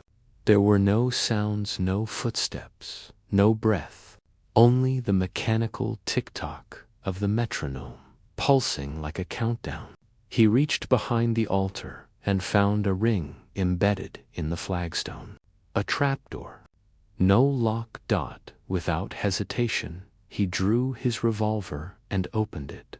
A ladder descended into darkness. The air below, cold and pungent with mildew. Holmes climbed down. The shaft gave way to a narrow corridor, stone-walled and damp, its path lit by a string of flickering electric bulbs. It wound downward, deeper than the foundations should allow. At the end, he reached a vault. It was part laboratory, part mausoleum. Vials and syringes lay beside thick ledgers and anatomical sketches. On the far side, a row of filing cabinets had been pulled open, their contents spilled in disarray, and in the center of the room, chained to a steel chair, was a man, Watkins. Holmes murmured. Inspector Watkins's face was bruised, one eye swollen shut, but recognition sparked in the other. H-H. Holmes, he rasped. They know you're here. I rather expected they would, Holmes said grimly, setting to work on the cuffs. What happened to you? Taken 2 days ago. Trying to follow the shipment. They used me as bait. Bell's people knew you'd come. As Holmes freed him, a sound echoed behind them. A slow, deliberate clap. A tall man emerged from the shadows. Trim, silver-haired, and impeccably dressed even underground. Lennox Bell, Holmes said, voice flat. Sherlock Holmes, Bell replied. Predictable as the sunrise. Holmes aimed his revolver squarely at the man. You've sent men to their deaths, corrupted science for gain, and now you make theater of cruelty. Explain yourself. Bell smiled thinly. You stand in a sacred place, Mr. Holmes. Not sacred in the religious sense, of course, but in purpose. Down here, we removed the chaos of moral interference. We took bodies no one would miss, minds no one used, and offered them transcendence. We refined. We restructured. You mean you drugged them, experimented on them, and sold the results?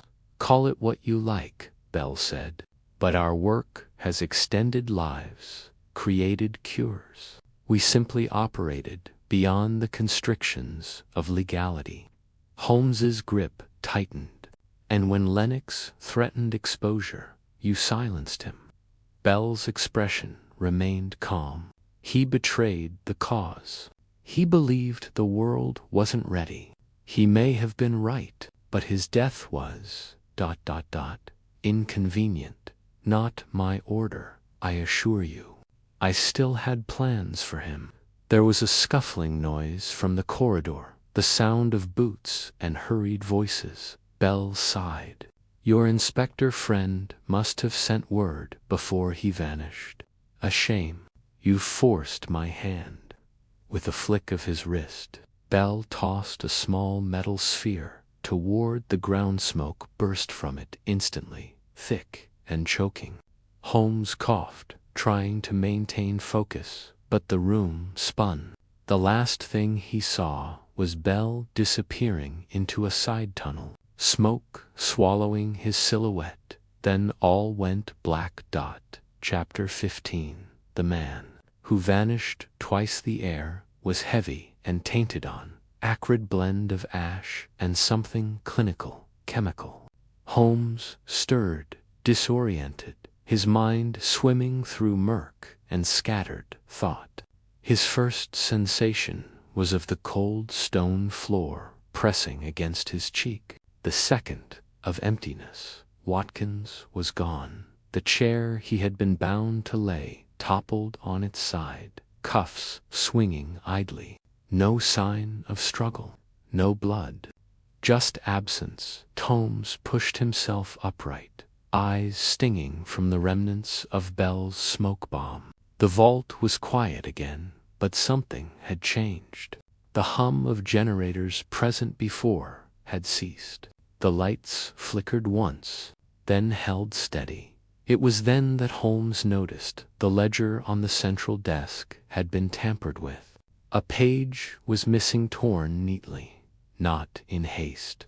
Bell had taken something, or perhaps left something behind.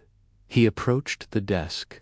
Scattered across the surface were names, dozens, perhaps hundreds.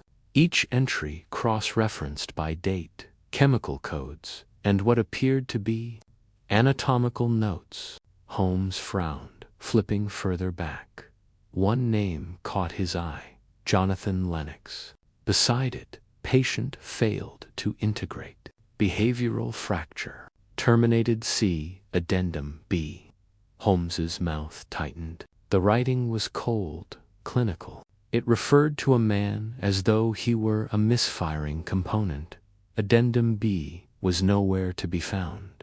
A thud echoed above, distant, muffled. Then a voice. Holmes, are you down there? It was Lestrade.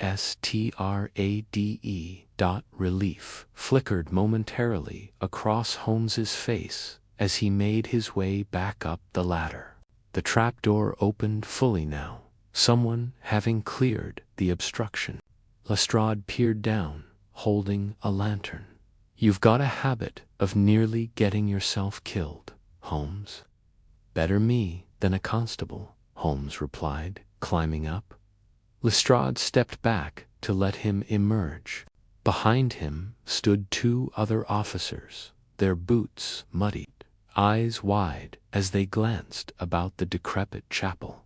We found signs of a struggle near the heath, Lestrade said.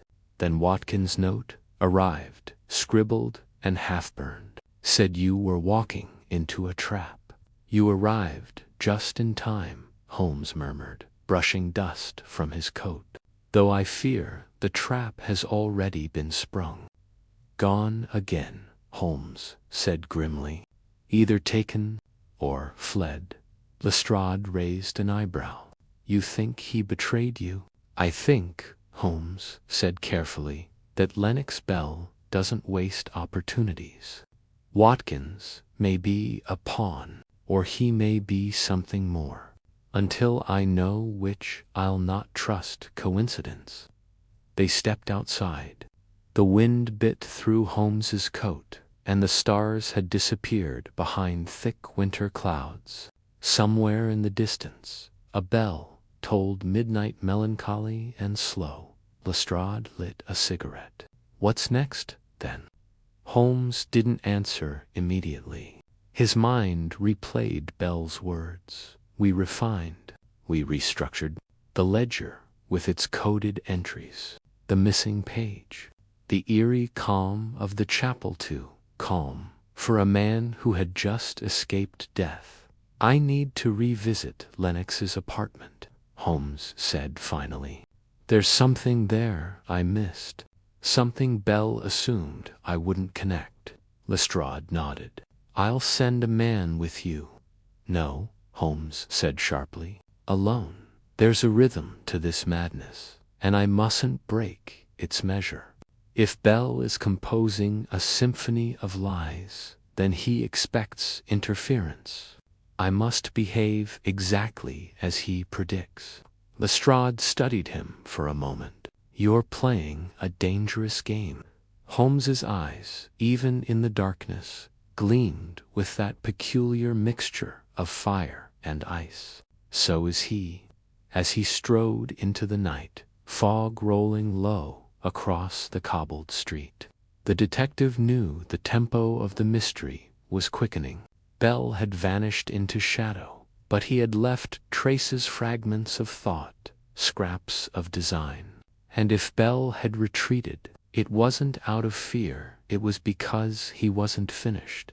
Holmes vanished into the mist, his footsteps already fading. The next act had begun. Chapter 16. The Echo of Bells. Silence. The journey back to Jonathan Lennox's apartment was made beneath the hush of a sleeping city. The streets slick with melting frost, and the air thick with the scent of coal smoke. Holmes moved like a man following the memory of a ghost, each step deliberate, guided more by instinct than plan. Somewhere behind the veil of routine urban silence, the truth stirred, obscured, but not unreachable. When Holmes reached the boarding house on Greville Street, the building loomed as it had before, anonymous, indifferent, and peeling at the corners. He greeted the same weary landlady, who recognized him with a huff and offered no questions. Her eyes betrayed a kind of nervous familiarity now, as if she had begun to suspect her tenant had never been ordinary. "He's not returned," she said, before Holmes could speak. "Not since the men came to move the trunks." Holmes halted mid-step on the landing. Three of them. Heavy things. 2 men foreign, I'd say, by the look and the language. "They cleared the room yesterday before dusk. Told me Lennox was being transferred to a clinic abroad for his nerves. Took everything. Said it was arranged through his doctor." Holmes's eyes sharpened. "And you allowed this?" "They had a signed letter with hospital markings. Looked official. Did you keep it?" She fished into a drawer and produced a folded page. Holmes examined it quickly. The seal appeared to be from St. Hestia's Sanatorium Man institution that Holmes knew had closed 5 years ago. He ascended the stairs, the floorboards groaning. Lennox's door was ajar, now left in haste. Inside, the room was eerily sterile, stripped to bare furniture. Nothing personal. A man erased. But Holmes did not look for the obvious. Instead, he moved to the fireplace, where ash still lingered. He donned gloves and stirred the soot with the tip of a letter opener.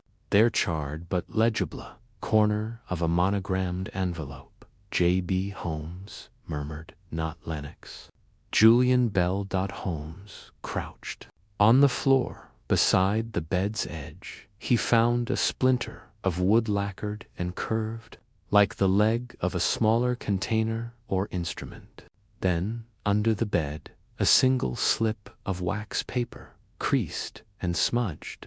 Across it were faded diagrams, chemical notations, and anatomical sketches. One figure in particular caught Holmes's eye, a human brain, labeled meticulously. A pathway, traced in red, connected the amygdala, hippocampus, and basal ganglia, with a note scribbled beneath: "Pathway of recollection. Subject: for a showed regression. Further restraint advised. Subject 4A. Another ghost in Bell's ledger. Holmes stood and folded the paper carefully, slipping it into his coat. A thud from the hallway made him pause. He stepped quietly toward the door. The corridor was empty, but not for long. Footsteps echoed up from the main entrance. Not hurried, not stealthy, calm, precise. Holmes moved swiftly to the adjacent room, vacant and unlocked, and took position behind the door. A man entered Lennox's room moments later, humming under his breath. Through the crack, Holmes saw him. Tall, pale, immaculately dressed in a navy coat. His left hand bore a faint burn scar, recently healed. His fingers brushed along the fireplace mantel, then reached into his inner pocket. Holmes waited. The man retrieved a small vial, stooped over the hearth, and sprinkled something into the ashes, destroying any residue of the envelope Holmes had earlier examined. Then he drew a small notepad and wrote quickly. Holmes acted with a single step. He slipped behind the man and said coldly, "You've missed one note." The stranger spun but did not flinch. He regarded Holmes with unsettling calm. "Mr. Holmes," he said evenly, "you're earlier than expected. Julian Bell, I presume." The man's eyes glinted. "That name belongs to someone who no longer exists. I am merely a conductor now. The symphony plays itself." Holmes held his ground. "What was done to Lennox?" Bell smiled thinly. "We released him." "To what?" "To himself." Holmes took a slow step forward. "Your experiments, were they meant to cure or to control?" Bell tucked the notepad away. "Control is merely the illusion of order. I prefer liberation." Holmes's hand twitched near his pocket, fingers brushing the grip of a hidden syringa paralytic in case of ambush. But Bell only raised his hands in mock surrender. "Don't worry, detective. I've already played my movement in this piece. The crescendo is yours." Before Holmes could react, Bell dropped a glass ampule to the floor. It shattered in from it. A hiss of thick smoke coiled instantly through the room. Holmes lunged, but caught only air by the time he burst into the hall. Julian Bell had vanished once again. Chapter 17. Ashes of the unwritten score. Smoke still lingered in the hallway like a veil between realities. Holmes stood at the landing, back pressed against the banister, his eyes narrowed, mind racing. Julian Bell, alive, audacious, and more dangerous than ever, had just slipped through his grasp again. He descended the stairs slowly, resisting the instinct to chase shadows. This was not a man who ran. Bell vanished with orchestration, every step premeditated, every evasion part of a larger composition Holmes had yet to decipher. He would not catch Bell through brute pursuit. He would have to read him back in Baker Street. The fire crackled low as the fog of Bell's chemical smoke faded from Holmes's coat. He removed it methodically, then paced before the hearth like a conductor awaiting the cue for the final act. Watson sat nearby, silent but watchful, a cup of untouched tea growing cold beside him. "You saw him?" Holmes gave a small nod, briefly, enough to confirm he's not only alive, but entirely in control of what's unfolding. Watson leaned forward. "What did he say?" Holmes's lips pressed together.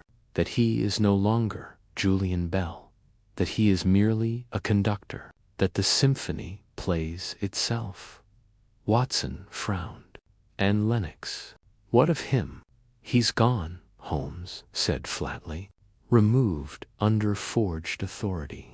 Bell's men took everything: papers, journals, instruments. His trail is ash and deception. Silence stretched between them. Then Holmes walked to his writing desk and unfolded the charred slip he'd rescued.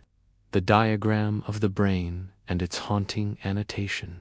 "Subject for A," he murmured. Bell wasn't simply tampering with memory. He was manipulating identity. He wasn't trying to erase the past. He was trying to rewrite it. Watson looked grave.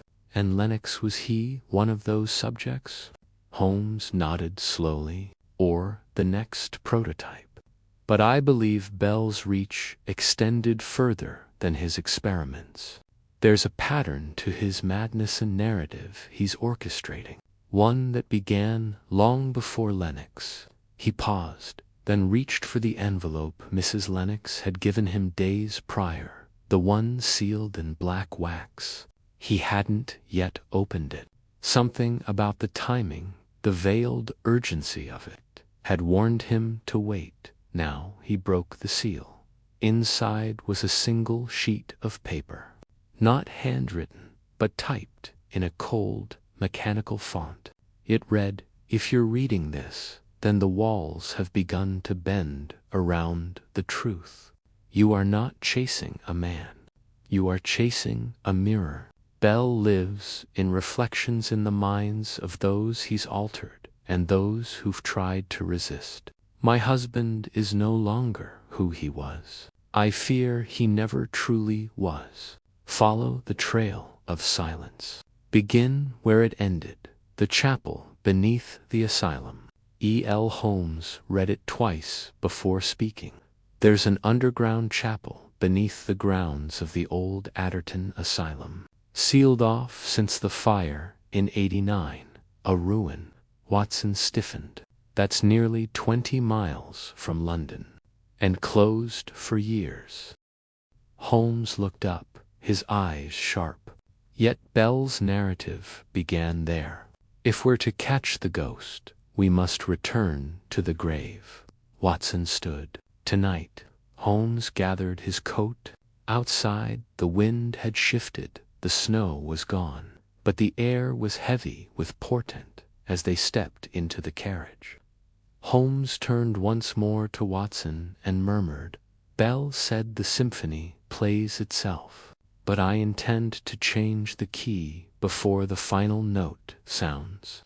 They rode in silence through the countryside, past skeletal trees and shuttered towns, until the silhouette of Adderton Asylum emerged from the horizon, an iron-bound carcass of a place where screams once echoed. The main gate was chained. Holmes dismounted, picked the lock swiftly, and pushed through.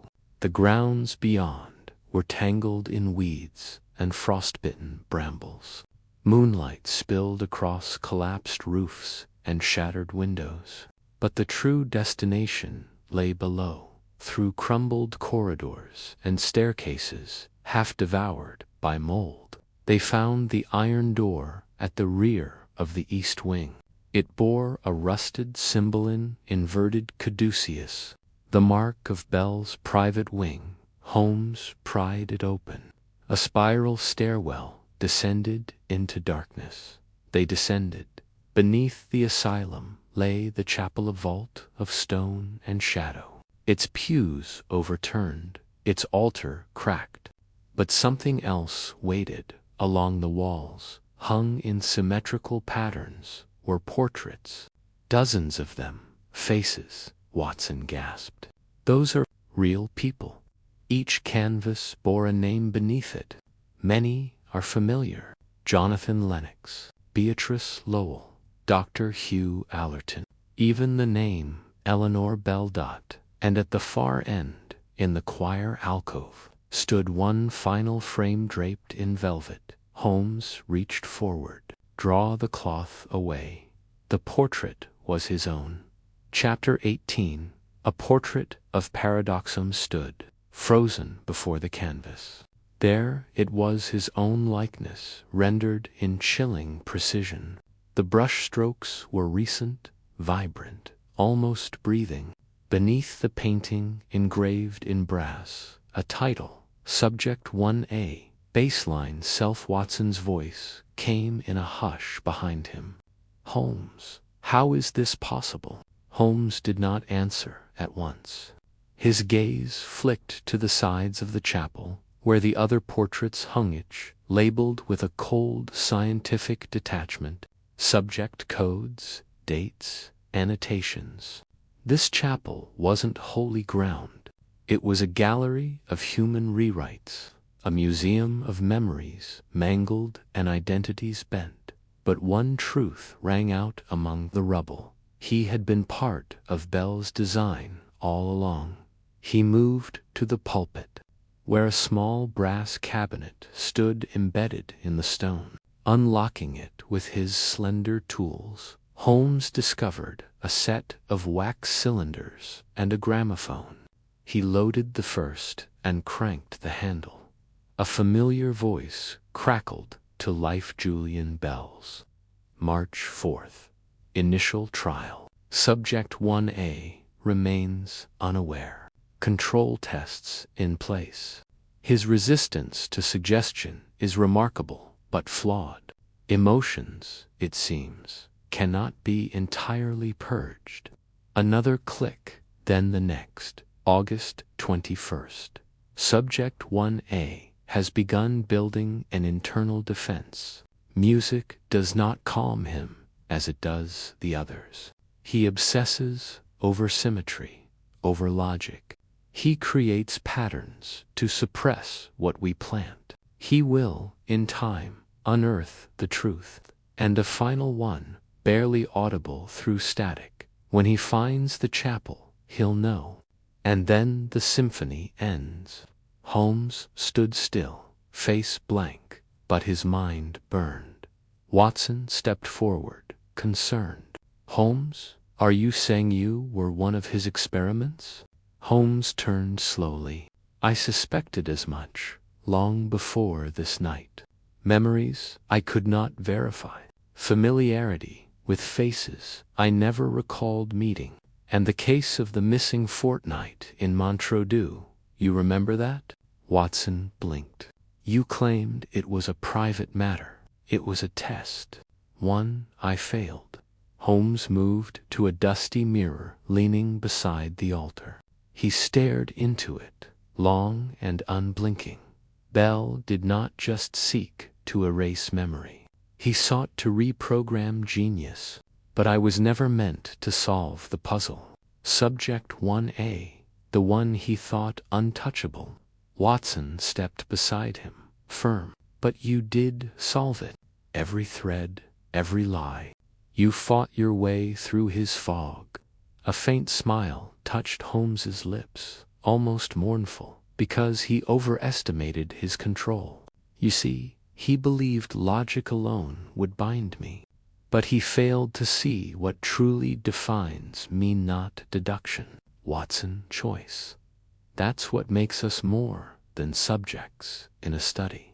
He looked at the portrait once more, then took the oil lantern from the floor and stepped into the center of the chapel. One cannot conduct a symphony if the instruments are set aflame. Holmes lit the edge of the nearest painting. Fire leaped up the canvas in bright tongues. One by one, the others, Kotlinex, Eleanor, Allerton, until the gallery burned with an eerie orange glow. Acrid smoke began to fill the chapel, curling through the broken stained glass and into the night. Watson pulled at his sleeve. We must go. Holmes lingered for one final second, watching the face in the portrait blacken, blister, and vanish. Then he turned and followed Watson up the stairwell as fire consumed the last sanctuary of Bell's madness. 3 days later, Baker Street was quiet, save the rustle of newspapers and the crackle of the hearth. Lestrade had taken Lennox into protective custody. Scotland Yard had raided Bell's secondary estate near Wiltshire and found empty halls, a smashed laboratory, and a wall scrawled with a single line of musical notation, one final, unfinished phrase. Bell had vanished once again, but something had changed. Holmes sat in his armchair, fingertips together, staring at the fire. Watson watched him carefully, aware of the weight that lingered at last. Holmes spoke. "I will never know how much of myself was truly mine.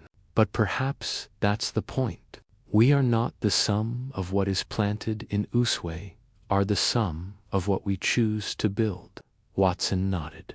"And you, Holmes, built something no one could predict, not even Julian Bell."